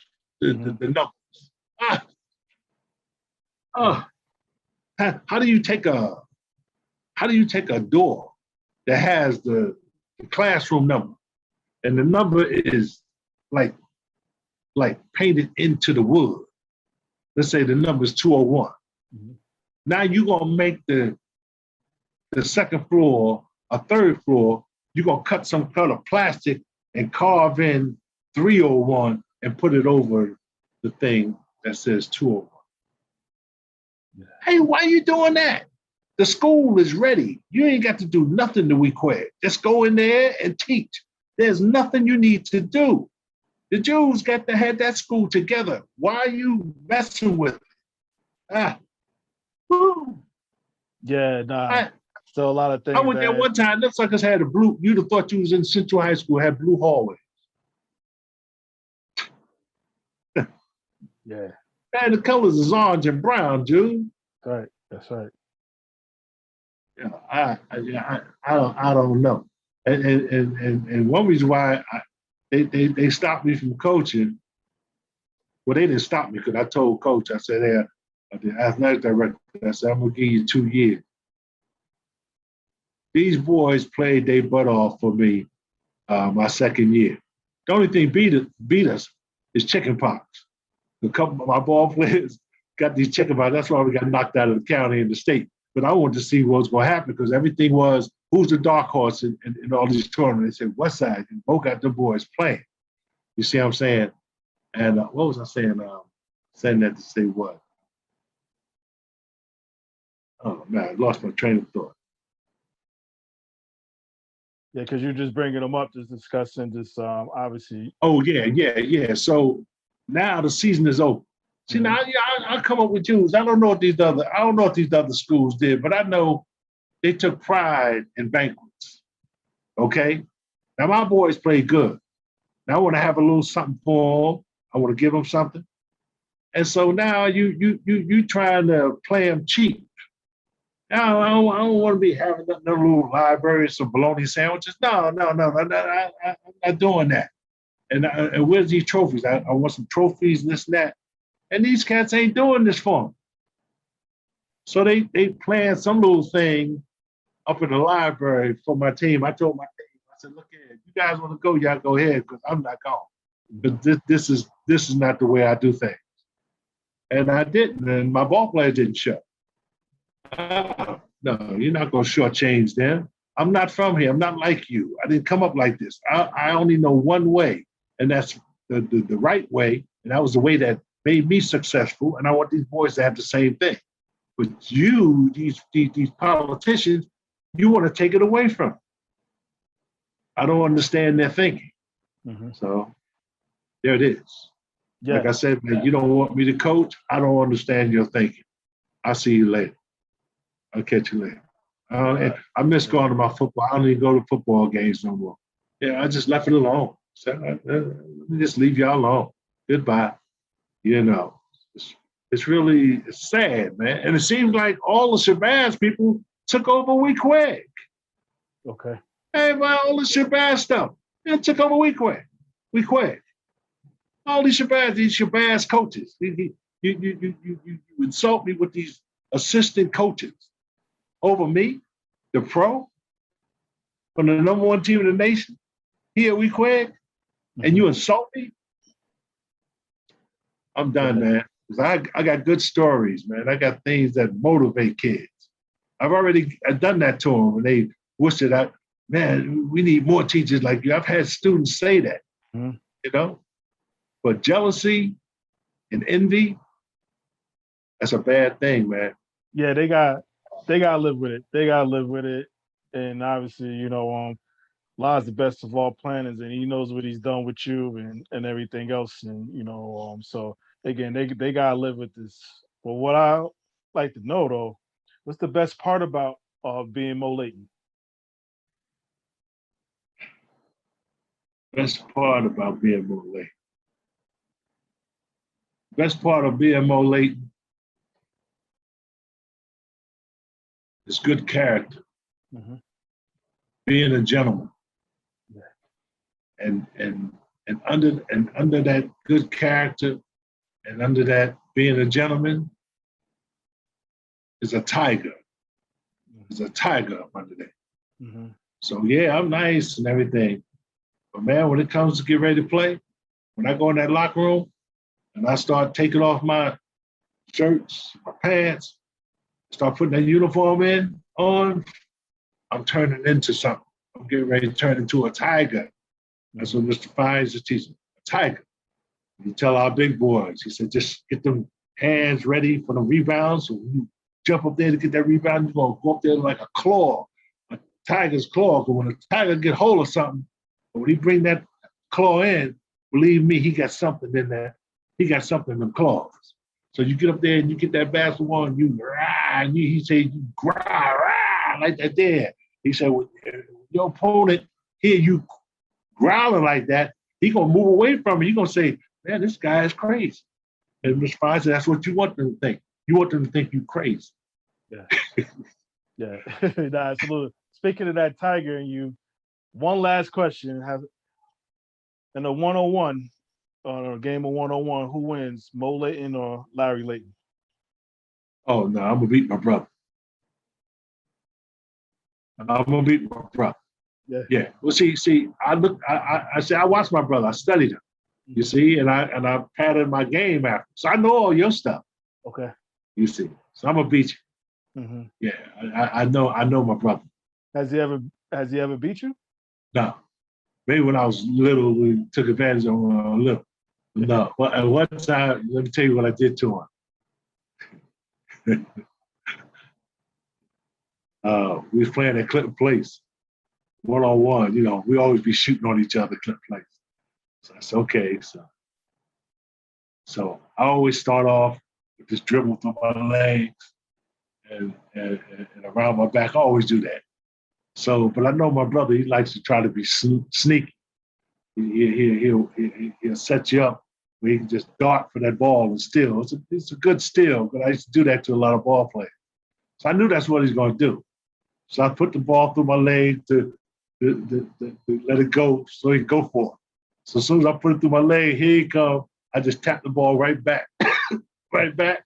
And he went the other way, and I'm going to the basket, and he grabbed my arm. He grabbed me so I wouldn't go. But he knew what I was getting ready to do. I was getting ready to tear that basket down. Yeah. So, that was funny. That's what you grabbed me. Oh, you ain't dunking on me, man. You ain't dunking on me. I said, yeah, okay. Mm. That's what happens when you mess with a pro, man. I got a lot of experience now. That's right. Yeah, and experience. And experience. As you talk about it, the experience I just had, Mr. Layton. I think just sitting here, just obviously talking to you before, talking to you again. Like I said, I can sit here forever, but I just again mindful of your time. But I just want to let you know how very, very appreciative I am you giving me this time, this opportunity, and I'm just so taken back. I mean, again, I've heard stories about you, just how people were just in awe. You just even coming back, back to Newark after you made the league with the nice cars and everybody just hanging out, wanting to talk to you. Just everything. But on top of that, just the inspiration. I don't want you to think for 1 second, despite what the city may have done, as far as not giving you certain opportunities here, that you haven't impacted a lot of people's lives and people that you don't even know, and obviously I'm sitting here, I'm living proof on one of them, just hearing the stories again. I live with a weak way Indian. So if I heard any more Mo Layton stories or Dane Lewis stories or just the school in itself, I'll probably write a book. But I just wanted to say thank you for the opportunity. And like I said, just what you've done for thousands of people here. That basketball done gave you a lot of opportunity, took you around the world and met a lot of people here. But in the same breath, it still is giving you peace, because that's how it was from day one when you learned how to play. You was in your own sanctuary and everything else here. So, and even to this day, it's your peace here. Mr. Layton, thank you so much. You're welcome, brother. You're welcome. May Allah protect you and your family. And inshallah, may He help those who I wish I could have helped, but hopefully God have mercy upon them and let them find the right way. Inshallah. I love my home. I love Newark. I love the people in Newark, but the politicians, I guess they don't love the community as much as I love it. I do the best I can. I do the best I can here. I'm here now.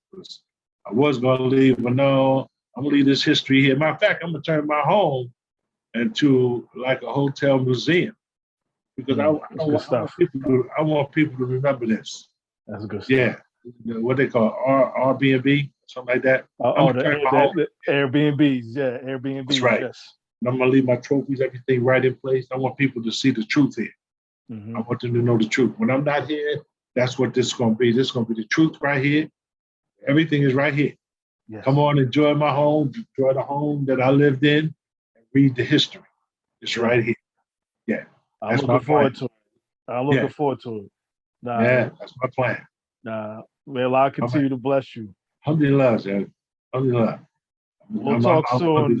Am I allowed to check in on you now? Oh, please do, man. Please do. Okay. One thing I'm gonna go out with this. one thing that these politicians didn't understand. I went to they had a boxing match. This guy who was, I forget his name, he was a principal over there. He sure disappointed me. But anyway, he gave a boxing exhibition over there at Weequahic High School. Mm-hmm. Now, apparently this clown didn't know that my brother referees in boxing. And now he's judging now. And so the mayor and this principal, I forget his name, got like a Muslim name, but he ain't no Muslim. So him and all his friends, I see this little crowd coming into the gym at Weequahic's gym, and they all behind this person. So I'm trying to say, well, who is this? I mean, you thought Muhammad Ali was coming in here, right? Yeah, they're all behind him. And who is it? It's Reggie Jones. You know who Reggie Jones is? No. Okay. Well, Reggie's a box. Okay. You see, and he went to Weequahic too. And so my first year with the Phoenix Suns, that's when the Olympics was taking place. And Reggie Jones from Newark, and he was fighting in the Olympics, and he got jerked for the gold. Mm. So Howard Cosell was talking to him after the fight. So they said, Reggie Jones, see, you got jerked, here in the fight, so forth, so on. So we just want to talk to you. So tell us where you're from. You know what he said? He says, I'm from Newark, New Jersey. I went to school with Dennis Mode Layton, who plays for the Phoenix Suns. Man, this got to mention my name worldwide, right? Yeah. My phone ringing like crazy. Hey, Mo, how much you pay that boy to say that? I didn't know, I wasn't expecting that.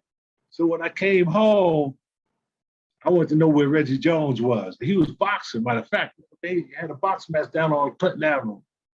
So I went down there and I watched him. He won it, and then I waited for him. He came out and said, oh, boy, I grabbed my say, man, thanks a lot, man. You just mentioned my name. He said, Mo, hey, Mo, you the man, Jack. I like watching you play. You the man. You in the pro, and I went to school with you. I had to say that. I said, man, everybody's calling me.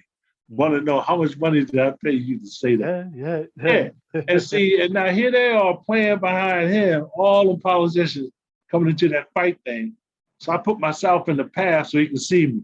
And when he saw me, he just broke away from me. We just hugging and everything, and we talking. And see, they don't know the history between me and Reggie. You see? Now, but you don't give me no audience like that. You see, but you'll give it to Reggie, but you won't give it to me. Mm-hmm. You see, that don't make no sense.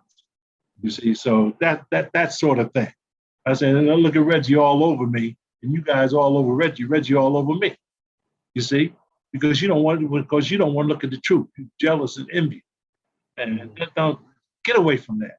Get away from that. It's a bad thing. You have to answer to it. Mm-hmm. Chances of you being forgiven for it is very slim, especially if you ain't making salams. Yes. That's it.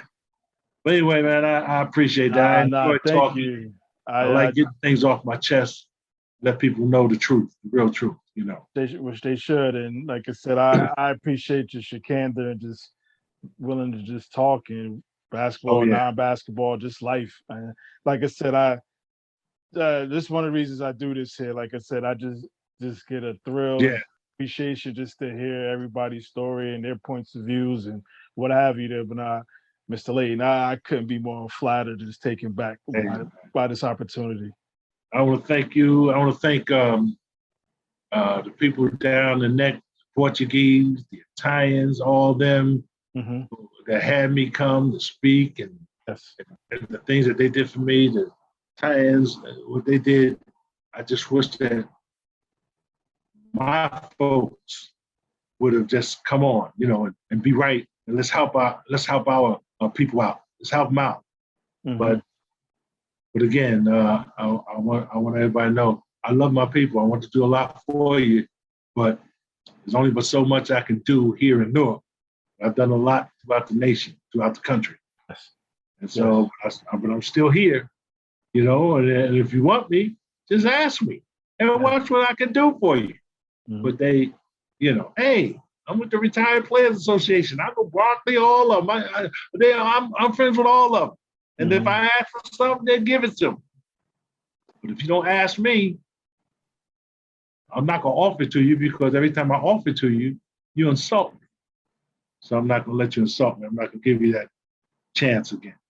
So I want to thank you, and may Allah protect you and make you successful in what it is that you're pursuing, and may protect me and my family, and protect us from this famine that's around the world that Allah put down here.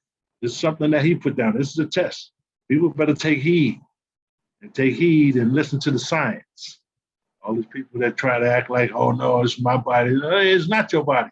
That body belongs to God. And God gave you that body to transport you around and around. And when people get sick, God says that there is not a disease that did not come with a cure. So if He says that, and science says to take this, take the damn medicine. Stop being so arrogant, because you're going to have to answer to it, because God going to want to know, why did you ignore His science? And that's it. Thank you. Well said. You got it, brother. We'll talk to it soon, inshallah. All right, inshallah. Assalamu alaikum. Yeah, just speechless. The great Bo Layton here. I ain't got really nothing else to say, except for put my hand over my heart. That means I feel you. Yeah.